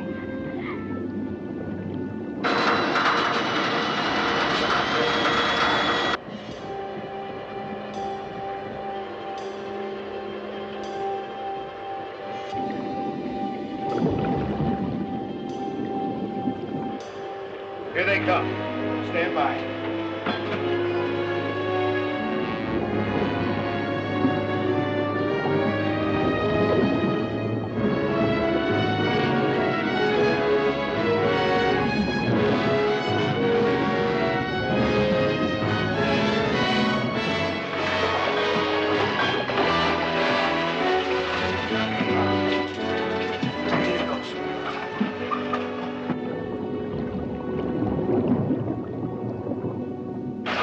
Come on, Romeo. It's about time.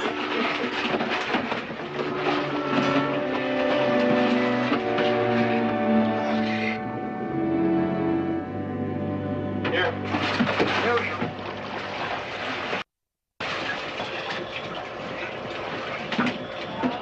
Commander, this is my final order. Surface now and face court-martial. Surfacing, Admiral. Watch your toes. Thank you. You're most welcome.